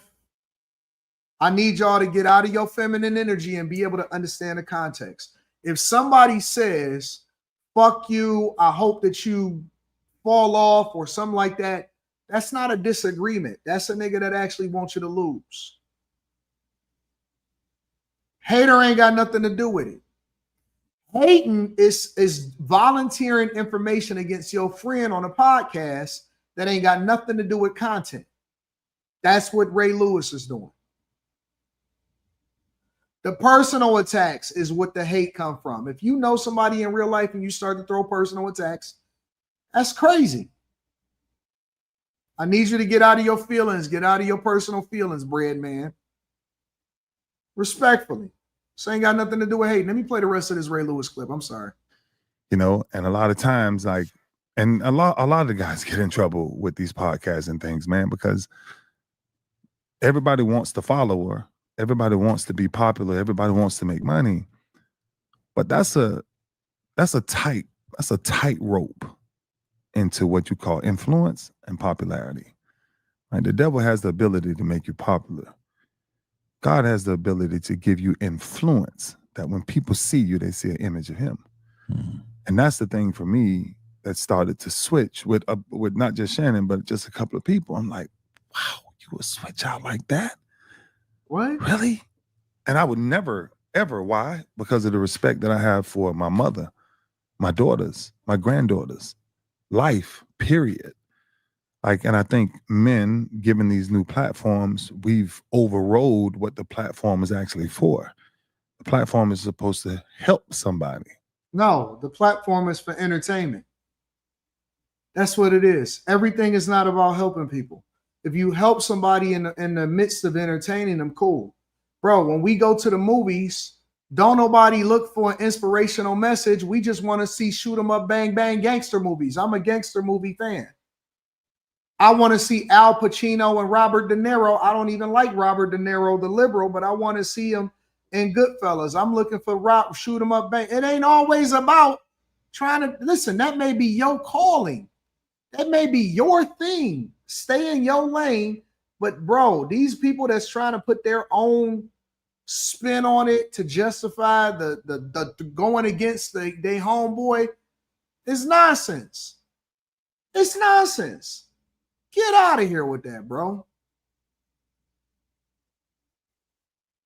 Get out of here. You can't put your standards on other people. And now you on here talking on Patrick Bet David. Well, let me guess. Do Ray Lewis got a new podcast coming out?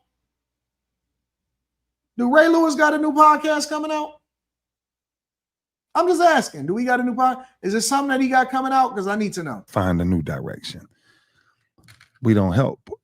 Everybody just gets on. Like everybody's talking now. Everybody got a podcast. Everybody's the new marriage coach. Everybody's the new relationship coach. I hate her. And ain't nobody coaching themselves. What? Because if you were coaching yourself, when it says power of life and death is found in the tongue, then go back and check out a couple of episodes and ask yourself, do you give life or do you give death? What is Shannon Sharpe that's saying that's so egregious? He talks sports, he interview people, and he have his own take or perspective on different things that's happening when it comes to the culture. He just got an opinion on what is bro, you was an entertainer, nigga. You was running the field in order to make money. You was running up and down the field according to what your boss said in order to make money. That what? Man, oh man. And that's why me personally, I kind of do my own thing, stay in my own lane. What's going on, everyone? It's your man, Sugar Ray Lewis. Listen, I'm on my neck. I'm trying to connect. I don't care what it is. Let's say sports. Let's say life. Let's say leadership. Let's say hope, faith, worry, fear, whatever it is. Let's chat. Let's do it. I'm looking forward to seeing you soon. Yeah, I'm not with it. I don't think that Ray Lewis is a bad person. I don't think that because I'm not gonna say that, oh man, condemn Ray Lewis.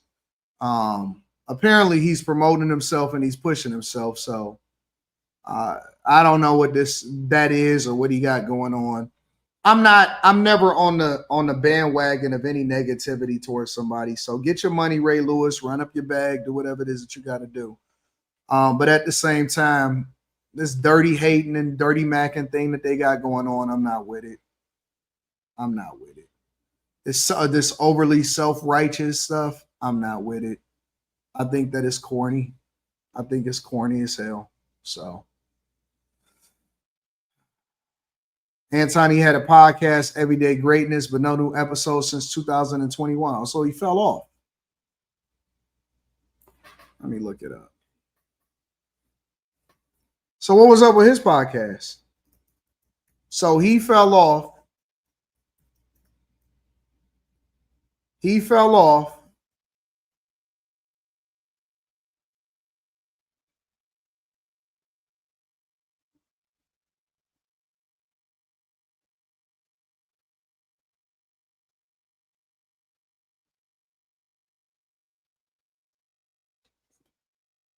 Where is it at? What's the name of it again?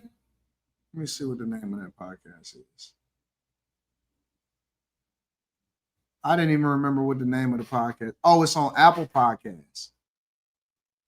It's on Apple Podcasts. All right, because I didn't see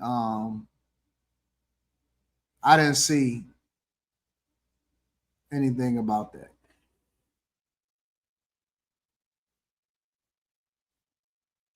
I never seen it, so it's cool. Yeah, I think that this is dirty. I think it's super dirty. I'm not with it. I think it's corny. It's super corny. So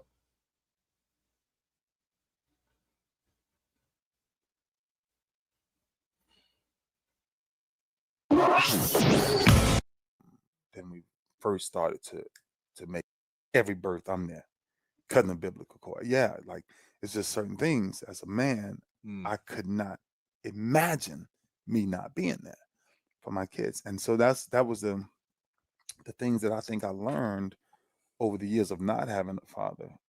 That tunnel every time and still been as we've been friends over a decade, way before that. He's a big Ravens fan and Baltimore, lived in Baltimore. So our relationship was more of a older brother. Yeah. Young. All right, cool. Shout out to him. Shout out to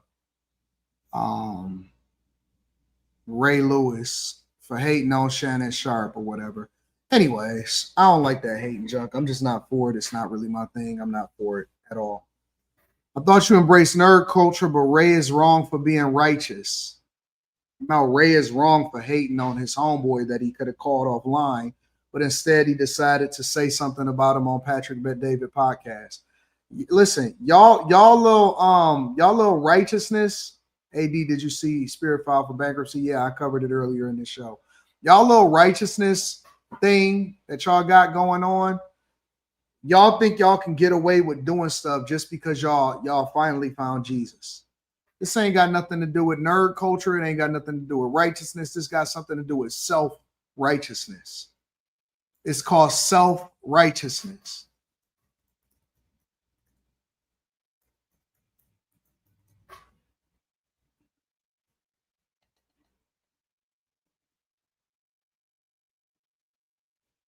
Self-righteousness. That's what it is. It's called self-righteousness. Y'all think that that gives you the right to be able to say stuff about your homeboy that you knew offline, and you do the same thing that you say that they're doing, because I have never seen Shannon Sharpe say anything negative about Ray Lewis. If somebody come out of your background and then they start talking negatively about you because you became more successful than them, and they want to start using it under the cloak of God, that's not righteous. That's self-righteousness. Ain't got nothing to do with nerd culture or none of that. And what do nerd culture got to do with righteousness? What does nerd culture have to do with righteousness, Zeke? I don't understand. I'm missing something. What does nerd culture have to do with righteousness?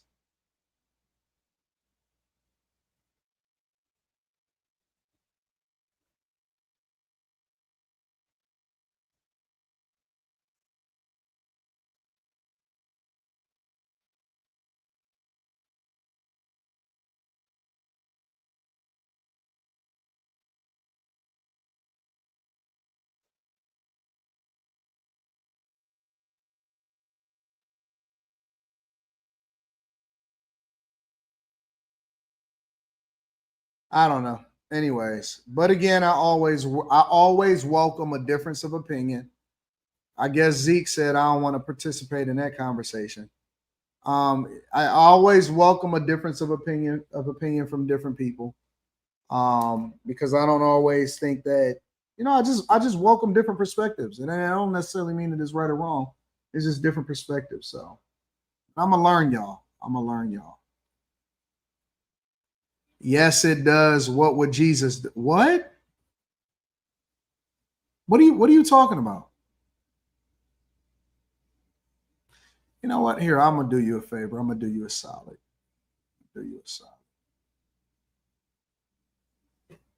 Zeke, if you want to come up and explain it to me, I'm gonna put a link in the chat for you. I'm gonna give you 3 minutes to be able to come up here. Help me to understand where I'm wrong on this. I'm open to the possibility that I'm wrong. There you go. I'm gonna give you 3 minutes. I was about to wrap up the show, but I'm gonna give you 3 minutes if you want to come up here and actually explain it to me. I don't even drop the link in the chat no more for people.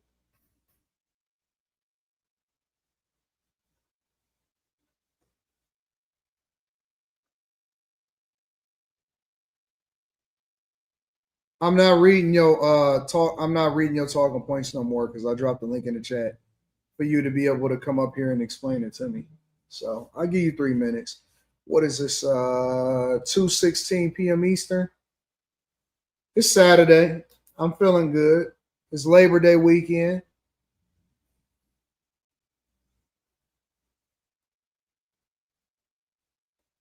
I haven't dropped the link in the chat for a long time. It's Labor Day weekend. Let's have a conversation. Don't tell them to stand down. Tell them to cam up. We don't want to stand down. We want to cam up.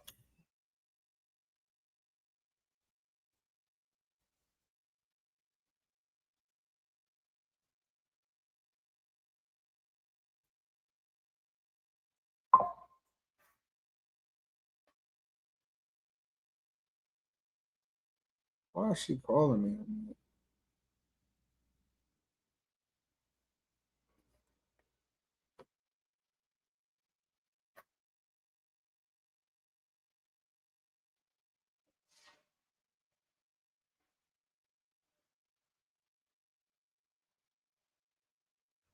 Hello? I'm live streaming right now, so I'm using the other whatever.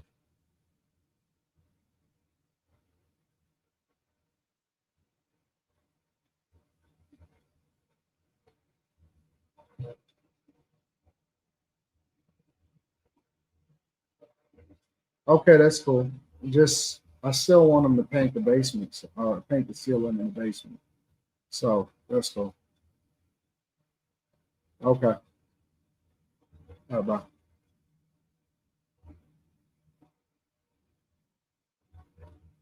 Zeke, I'm guessing you don't want to participate, bro.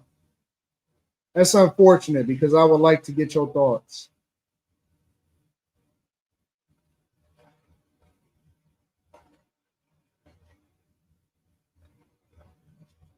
Who this is? Who did? Let's do this. Let's do this. Let's do this. If you disagree with me on any issue,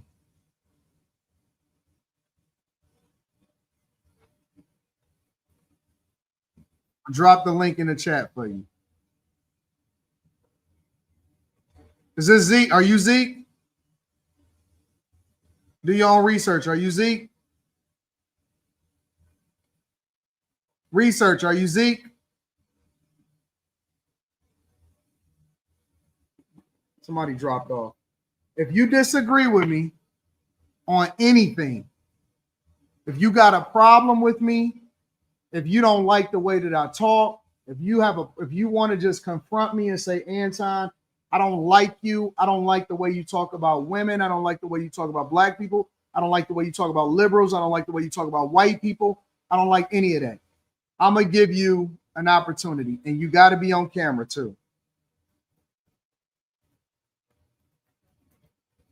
Rarely do I do this.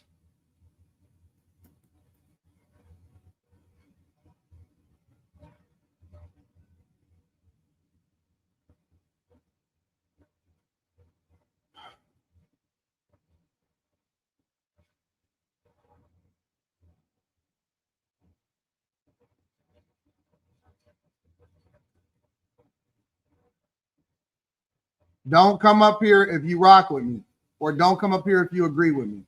Only come up here if you disagree with me.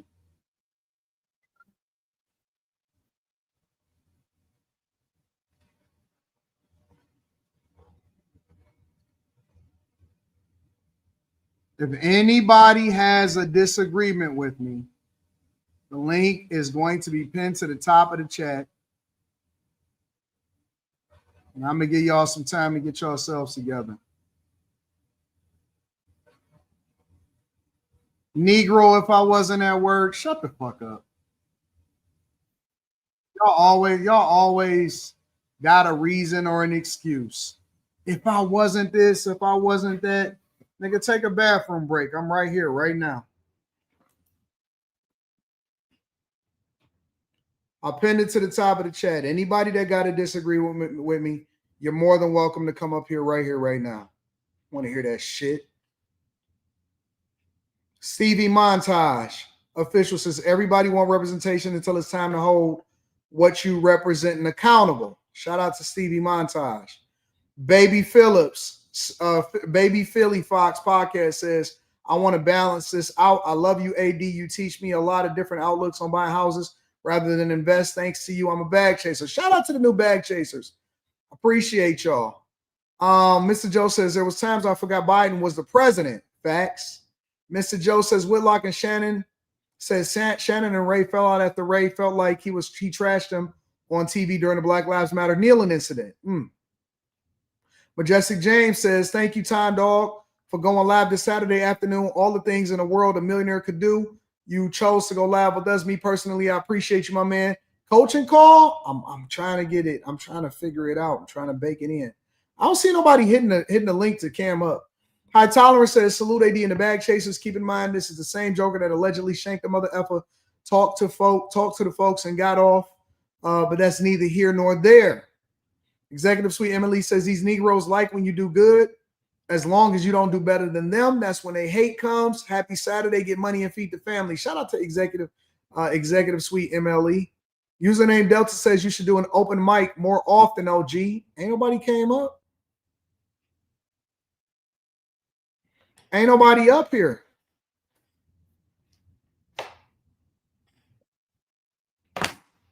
Malcolm, give me a thumbs up. All right, I know you're a real person. All right, Malcolm, I'm about to bring you up right now. About to break me up? I'm going to bring you up to explain exactly what you got a disagreement with me about. What's up, Malcolm? First of all, I just want to say I'm a big fan. I'm also a back chaser. I just recently shout out to you, Malcolm. I sent you an email a while back about some stuff. I don't think you ever got it, but what was it about? It was just about basically letting you know that you're a big inspiration. I really respect like who you are as a person, how you carry yourself as a person, business acumen, and Thank everything. you, bro. I appreciate that. Yeah, you're a real mentor to a lot of people, and I got a lot of respect for you. Thank you, bro. So what do you disagree with, Mal? I disagree because me being a sport guy, I kind of know the history between the two. They pretty much were best friends. Okay. And they actually had a mentorship program together where they mentor a lot of young men. And knowing the background of Shannon Sharpe's family and his upbringing and how he feels about his sister and his brother Sterling Sharpe and what Sterling went through, they kind of disagree and feel the same way Ray does.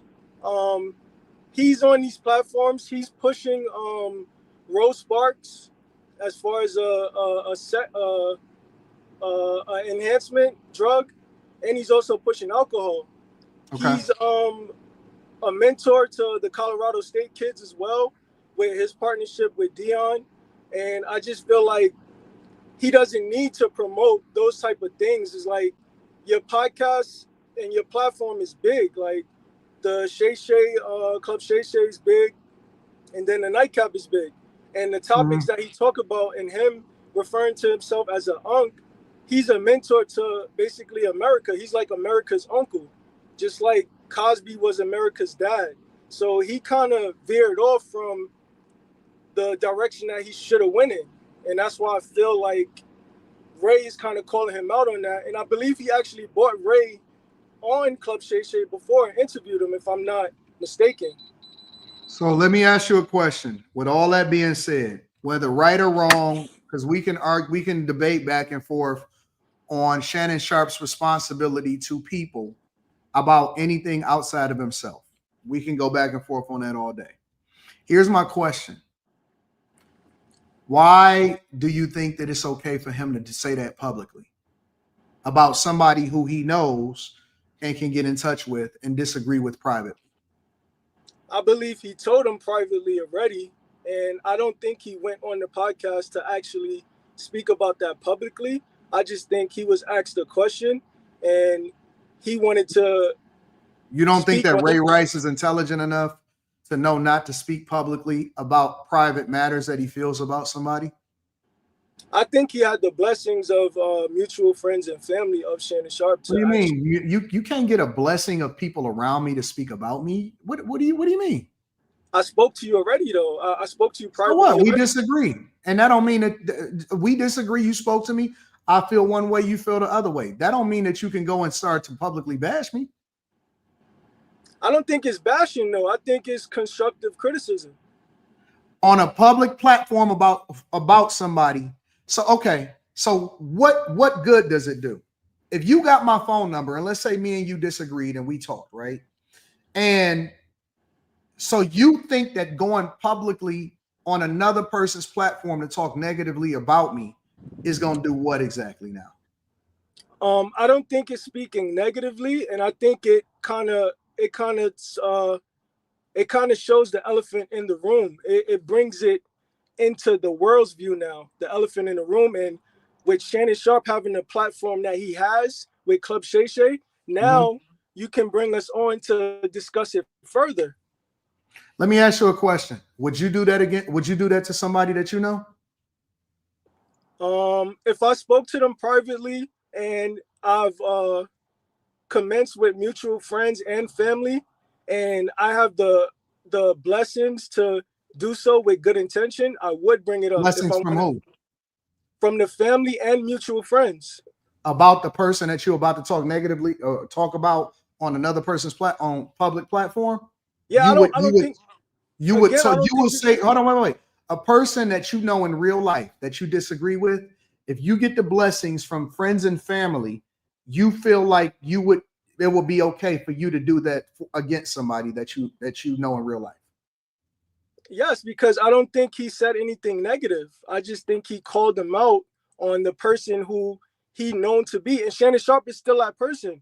And I actually I follow another YouTuber. I don't know if I could shout him out on your platform, so I won't. I can email you the name. I know you can say whatever you want to say. I don't care. I'm not the type of person. I don't care about that. Okay, it's a very credible source. Carcino for Life. He's also a person that's in contact with Kwame Brown. They do a lot of work together. They have a mentorship. I know Kwame Brown. Yeah, so they have a mentorship program that they also run in Saginaw, where they mentor a lot of kids and stuff. So from that perspective, when you call yourself a mentor and you're around these kids and they aspire to get to be who you are and get to where you are, you have to hold yourself accountable at a certain level. What does the Carcino and Kwame thing have to do with anything? Because they also mentor kids, and Carcino did a lot of research. He's a journalist. He did a lot of research on Shannon. He digged into a lot. He knows how his brother Sterling feels. He knows how his sister feels. Listen, bro. Listen, let me tell you something. I don't care what people research. I don't care who knows who. Nobody can speak on my behalf about somebody, and nobody can speak on somebody else's behalf about me. I don't care who you are. I don't care how credible you are. I don't care what you think you represent, and if you think you can get the blessing. Nobody can speak on me, and I can't speak on that person on somebody else's behalf. I understand. So if you saying that you would publicly talk about somebody that you know on a public platform and in a way in which you even, I don't care if it's good intentions or bad intentions, for me, that's a red flag. Because that just tells me that if you feel righteous enough about it or you feel justified, then that means that I can't have you around me because you'll throw me under the bus or you'll put my business out there or how it is that you feel about me, even if you got my phone number, just because I don't necessarily agree with you. I think that is one of the biggest red flags ever. That is a character flaw. But it's not me throwing you under the bus. So in Ray's defense, how does he deal with the don't talk about me on no public platform in a negative in any way that would hold me accountable if you know me in real life. So that's the for me personally, that's the rules of friendship. I understand. That is the rule. You will never ever know that me and this person or me and him or whatever have a beef. You will never know it unless it came from them. If I know you in real life and I can absolutely call you. And you can't get the blessing of nobody around me. You can't get the blessing of my daughter, my wife, my friends, my family. You can't get the blessing of nobody to be able to talk about me if you supposedly know me in real life. I understand. So what if we had a mentorship program together? How do you get that? How do you get that across to the kids that you are now around every day and Shannon has gone off and done other things and he hasn't come back to the ground level and pretty much explain himself and his decisions to the kids that he mentored? You don't have to explain nothing to nobody. We got something that we got to keep moving over here. If you guys want to continue to be a part of the program, you can. If not, then don't be it. I don't, bro. Shannon Sharpe owes nobody no explanation for how he decides to live his life, right or wrong. Now, us as observers and as people that are content creators, we can criticize or give commentary on it because he's a public figure. But when you're talking about friendship, that's a completely different conversation, in my opinion.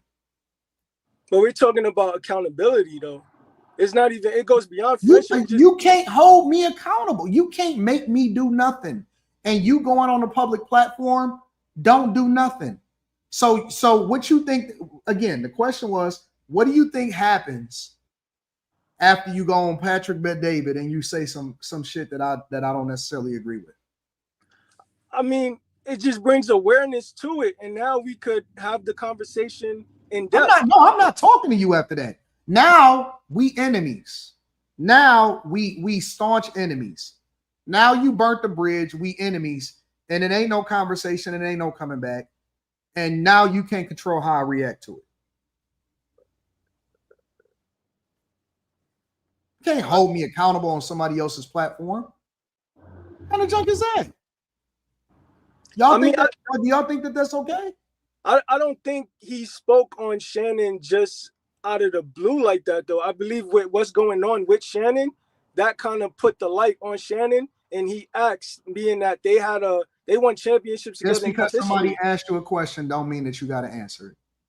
I don't have to answer nothing to nobody. So just because somebody asks, I got to give them what it is that they asking me about. Oh man, you know what? I'm not even sure what's going on with Shannon. I wasn't even paying attention, to be honest with you.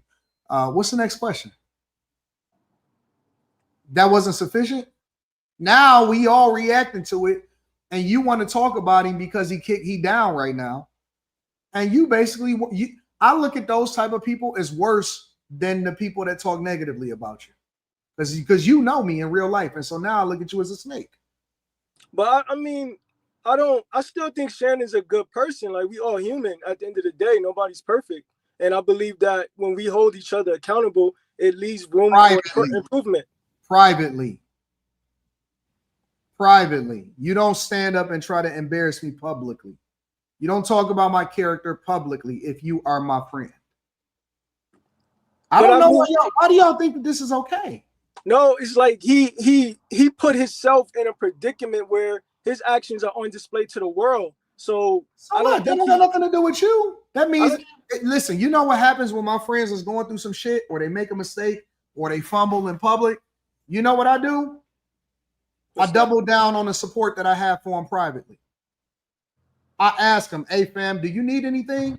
Hey, if it's any money that you need to go through or whatever. I don't abandon my friends and start talking publicly about them when they're going through shit. I hold them down. That's when I get closer to them. Because see, I cannot call you for 4 months, 5 months, 6 months, 7 months if you're doing well. Oh, you know what? I see you doing well, or I'll check in on you periodically or whatever. But when you going through some shit, even if it's your fault and I'm your friend, that's when I'm really hunkering down with you. And that's when I'm going to really start tapping in with you and making sure that you straight. I don't turn against you when the world is against you. I don't kick you when you down. I don't start talking about you publicly when everybody else is doing the same thing.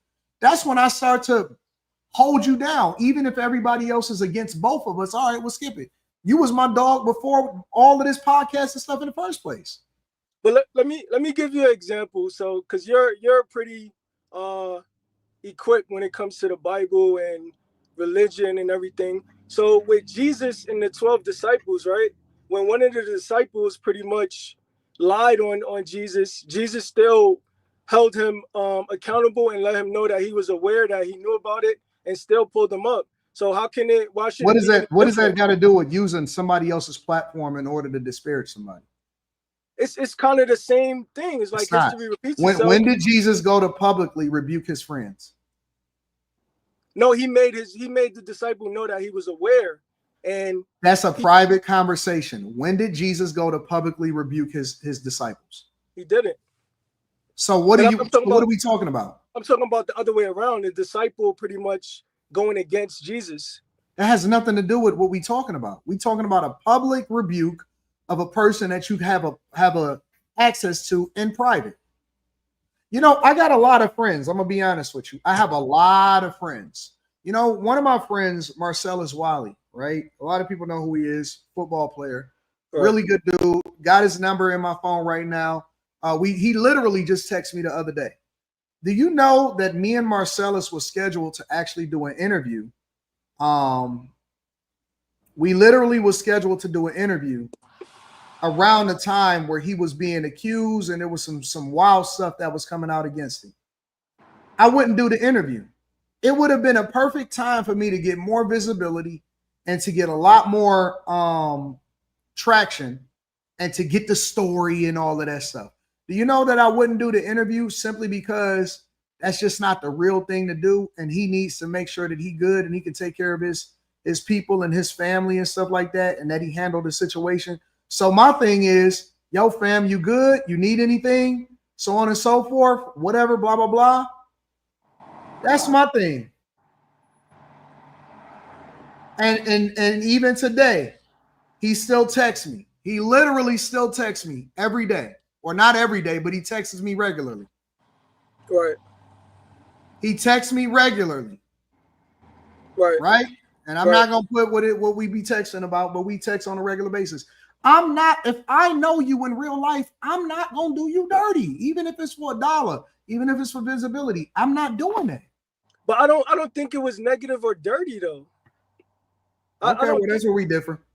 I don't think it was dirty. I just think that he's exhausting all of the avenues to pretty much bring his friend back up to speed. That's his friend and his brother. They went to war together. Blood, sweat, and tears. On a public platform. I got you. We just listen, we fundamentally disagree on what friendship is, and how you're supposed to operate when you know somebody and you met somebody in real life. We just completely fundamentally disagree on that. Right. Right. Let's go. I appreciate you, bro. Right, and I understand what you mean by integrity and pretty much loyalty and all that stuff. Like, I'm not saying that I would like drag my friend through the mud, but if I can bring awareness to the situation and let my friend know that I feel a certain way and I'm hurt about it without pretty much embarrassing him and making it seem negative, I don't think he blatantly did anything negative against Shannon other than just speak about the issue on a public platform, like you said. That's where I agree. I think that that's a Judas behavior, and I would never want to be friends with a type of person like that. If you're the type of person that is like that, for anybody that is in my circle, if I haven't discovered that you're that type of person yet, please remove yourself from around me, and don't call me, block me, don't be my friend. I don't need that type of friendship. I don't want to do business with that type of person. I don't want to be around that person. I don't want that type of person to be introduced to my daughter. I don't want that type of I don't want to be around their family. I don't want to be around that type of person. That person is sketchy and dirty, and I look at that as one of the biggest betrayals ever. So let me ask you another question. So with the situation with let's say Nicki Minaj and Meek Mill, right? When Rick Ross put out an album and pretty much spoke on their situation, that's a public platform, and that's an album that the whole world is listening to. So how is that any different from Ray going on a public platform and just bringing light to it? Same way Rick Ross brought light to Meek Mill's situation. I don't know anything about that, but more importantly, I don't want none of my friends speaking on my situation. Oh, so rap album, nothing, just don't speak on it. No, why would my personal friends participate in something that I don't know nothing about what their relationship is and none of that. I don't think that Rick Ross make all of the smartest, wisest decisions when it comes to stuff either. I don't look at Rick Ross as my litmus test for whether or not you doing the right thing or the wrong thing. If somebody knows me in real life, you don't speak on my situation. But you got examples all across the board when it comes to hip hop, like Beyonce with Lemonade. I don't give a fuck about no hip hop artists. Those people ain't my. I don't look up to them as a moral compass of how I should be living my life. I look at their music and I say it's entertaining and it's a vibe to ride to. I don't look at them as good people. Why would I look at hip hop artists as an example of how I should be operating with my own friends? I don't look at them. They ain't nobody to me. No, but so a situation with Jay and his childhood best friend who put him on the game. Jay throws little jabs throughout hip hop. Right? Why don't he? That's a public platform. Why doesn't he just? I don't follow hip hop artists as a moral compass of how I should live my life. I don't know why you keep using a different example. I don't care about none of these people. Because you said public platform, like it's basically been done throughout history. Not to say that they embarrassing or I don't know them. I don't know their situation. I don't know them. I stand on what I said. If you know me in real life and you talk about me on a public platform and you can call me, then we have to depart. We are not cool anymore. I understand. And I got some real ones in my life. And it don't matter how angry I get at them in real life. It don't matter how bad they think that I am or how bad I think that they are. And we go back and forth and we have our little kerfuffles or whatever it is that you want to call it. And at the end of the day, 6 months later, we'd be like, man, we were so done for going back and forth with each other. But we've been friends since kindergarten. Kindergarten. I have people that I have been friends with since kindergarten, bro. Because we don't move like that. They would never ever say anything negative about me, no matter how big of a platform that I have, and I would never say nothing negative about them and air them out. See, I don't think, but you keep saying negative. I don't think he said anything negative. He didn't say anything negative. All he did was say he never used to drink, meaning he changed as a person. That's not who he is. Shannon is not a drinker, and Shannon will tell you that he doesn't drink, but he's promoting the alcohol. Listen, bro. So why are you promoting something Listen, that you don't use? You will never get me to say anything negative about my guys on a public platform. It's just not gonna happen. But Anton, I don't care if they're wrong as two left shoes. That is not for me to negatively talk about my guys on a public platform. Whatever we deal with, whether they agree with me or they disagree with me privately, I am not going to throw my guys out on the bus. I'm under the bus. I don't care. But what did he say that was negative? That's everything he said. Him talking about what he think is a problem about them, it is negative. Anything you say negatively or anything that you say that people don't agree with me about is negative. I understand. We could agree to disagree, and that's cool. I get it. I appreciate you bringing me on. Yeah, absolutely. Thank you for coming on, big dog. Yeah, like I said, I'm a part of the Bag Chasers, and I'm willing to come to the next meetups and stuff and like further along our relationship. And like, I got a lot of things that I want to pick your brain about, business and things like that, stocks and stuff like that I've been following. So yeah, look forward to it. Absolutely. I appreciate you, bro. All right. Thank you, sir. Right, yeah. All right. Just can't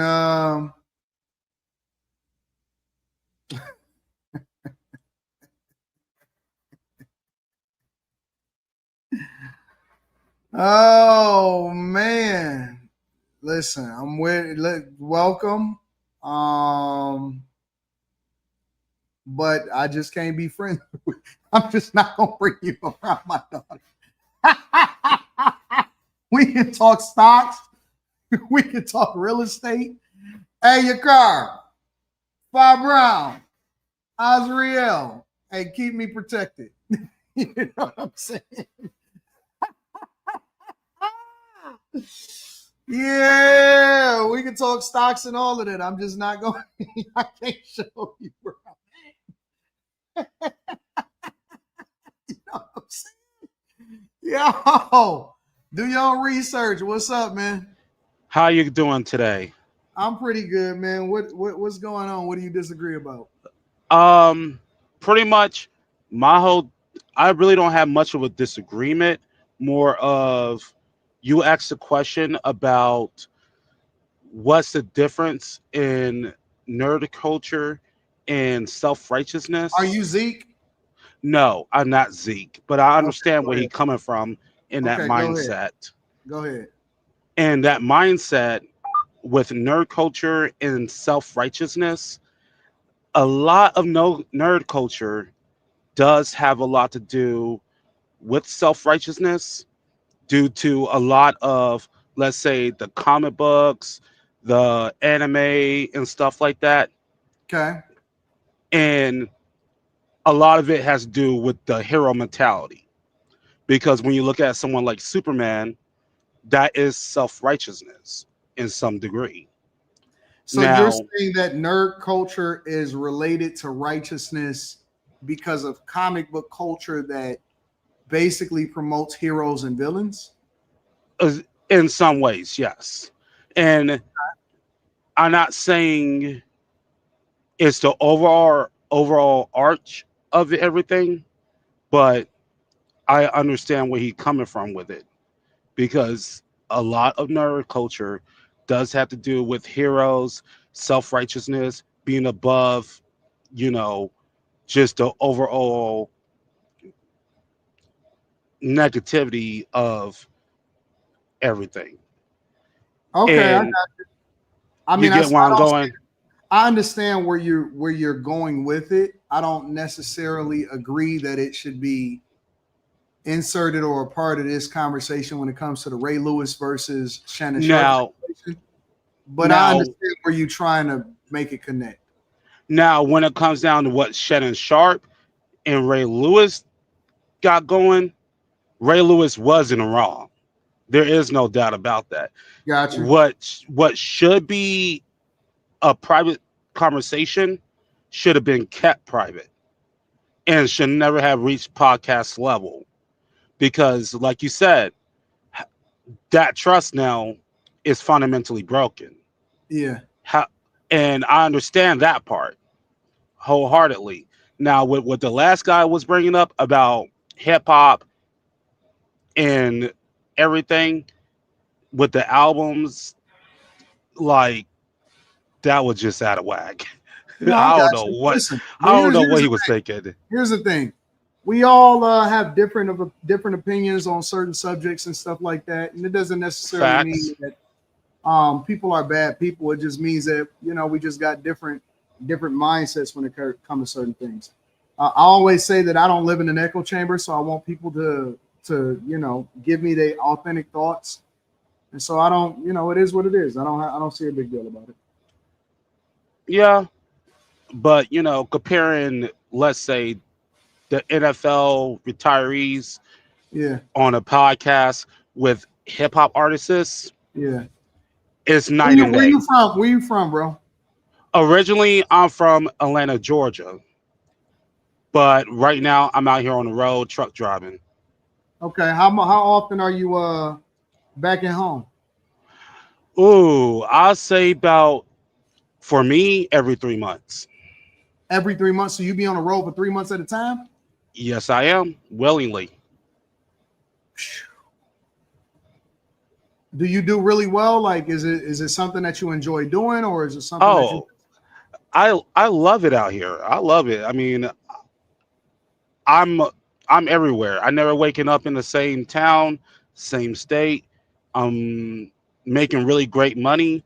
I mean, it's better than being a bagger at Kroger.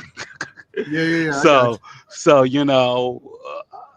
I make great money and I enjoy it a lot. Yeah. I wouldn't trade it for anything in this world. What about family, marriage, anything like that? What is that life like? When it comes down to family, I enjoy time with my family. I never miss out on anything. Do I miss someone I'm out here? Of course. Yeah. But in terms of marriage and relationships, everything's good. I can't complain. Are you married? No. Are you in a not as of relationship? yet. I am in a relationship. Okay. And then how do they deal with this on you being home every 3 months? She had trouble at first, but more and more she getting used to things. You gonna marry her one day? That is most certainly in the cards. I am. So you see her every 3 months? Every 3 months, yes. Do you give her money? I gotta ask the question. If needed, if she needs help, yes, I do. Like Willingly. what? How much money you give her? The most she ever asked for, I helped her out with the light bill. That was That's like all you done gave her $200. is the light bill money? Yeah. That's the most she ever asked for. I find it odd, but you know, if you ask for it, cool. You think she's been faithful? How long you been talking to her? You think she's been faithful the whole time?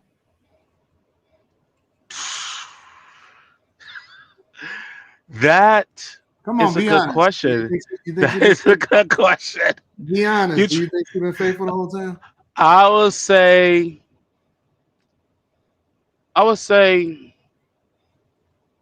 I'm about 60 40 on that. 60-40 what? Yes, or she been faithful or not faithful? Yes. I think Faithful? so. I think so. Now, I'm not going to sit here and lie, but that's my speculation. What about you? Or have you been okay, let's keep it real. I'll keep it real. You've been faithful the whole time? Yes. Absolutely yes. The whole time. The whole time. I lived for 37 years. Like I tell every woman I ever been with in my entire life, if I'm going to cheat on you, I'm dumping you. Why have a relationship if you only see her 4 times a year? Just curious. I don't see the point. Well, it wasn't me who made the move. She did. And I told her about my life. I told her what I do for a living. And that was her risk. How do you stay not mine. faithful being on the road, like with all of the different chicks that come up to the truck and say, What "Hey." chicks who come up to the truck? I got nobody coming. I got nobody coming up to my truck at all. At the truck stops. Yeah, you talking about lot lizards? I don't encounter none of that. Never. You've never been with a I never encountered a lot lizard. You've Only never time encountered a lot lizard, not one time? I will say one time. I will say Memphis is loaded with lot lizards, Oh, but Memphis got them popping. but I avoid them like the plague. Why? Because like they've been with hundreds of dudes, and you never know what they got. I feel you. I avoid them. I feel you. Shoot, I keep myself clean. I don't got time for How do you that. stay focused though? You know what I'm saying? Because that's a level of discipline that's crazy. How do you stay focused? I stay focused by just meditating. I'm different. I ain't even gonna lie. Like I'm built different. Everybody's built different in that way. I got a 2 to 3 day limit before I break. I got a 2 to 3 day limit before I break. So I'm using everyone's built different on that level. No, that's true. That's true. That's why I'm trying to figure out how do you stay that focus. You know what I'm saying? Well, the number one thing I always keep in mind is you got a good woman who's dealing with you being gone 3 months at a time. So far as I know.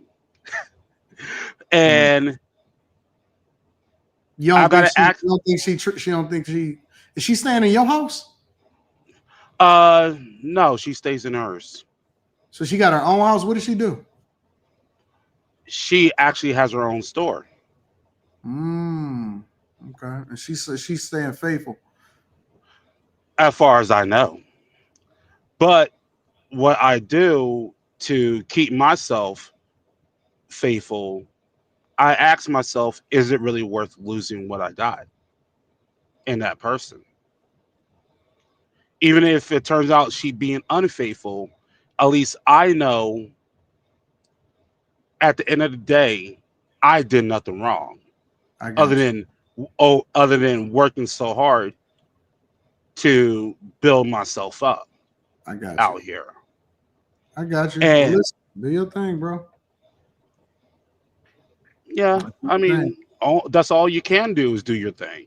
Facts. I mean, rather if you got haters, rather if it turns out that she ends up being a cheater and leaving me, yeah, guess what?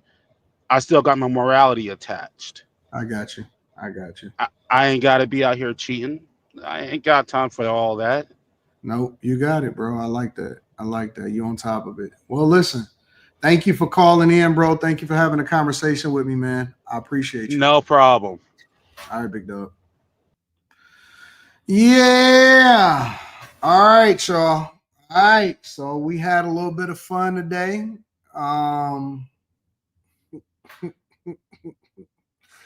We had some fun, some good conversations, some disagreements. And I want to say this too. I know I don't usually bring people up here often, and I'm about to read the super chats. I don't allow for people to call in often. But even if we have a disagreement, if you're respectful to me, I'm going to stay respectful to you. I don't always have smoke for people. I'm a nice person.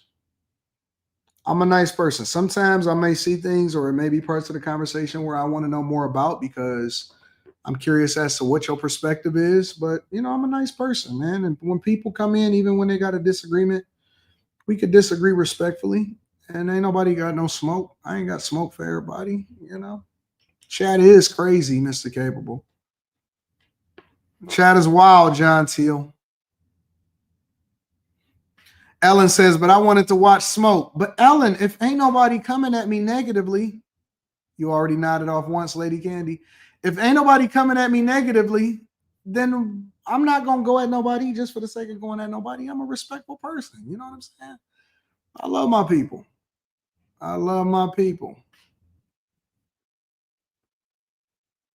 Let me read some of these super chats. Let me double check something.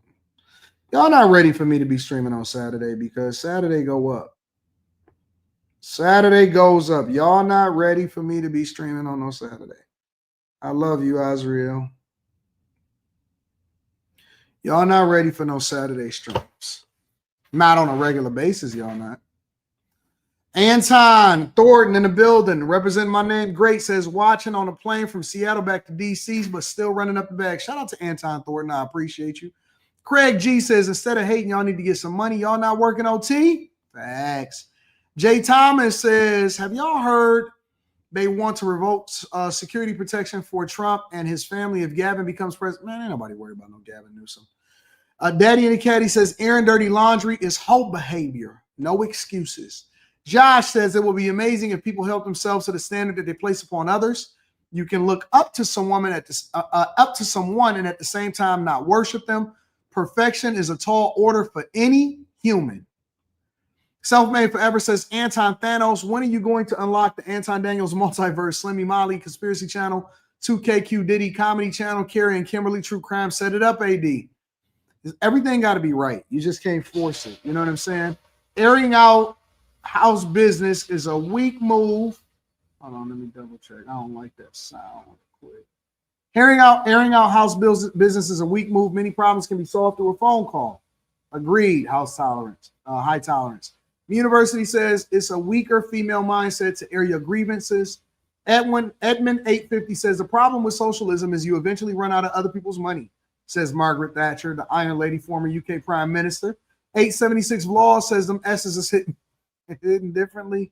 The JJ says Gertrude gummed him down in Memphis. Daddy in the Caddy says such trucker clapping his hands or men 361 days a year. 50% Simp says, what up though with the 10 ball? Thank you. Thank y'all for tapping in.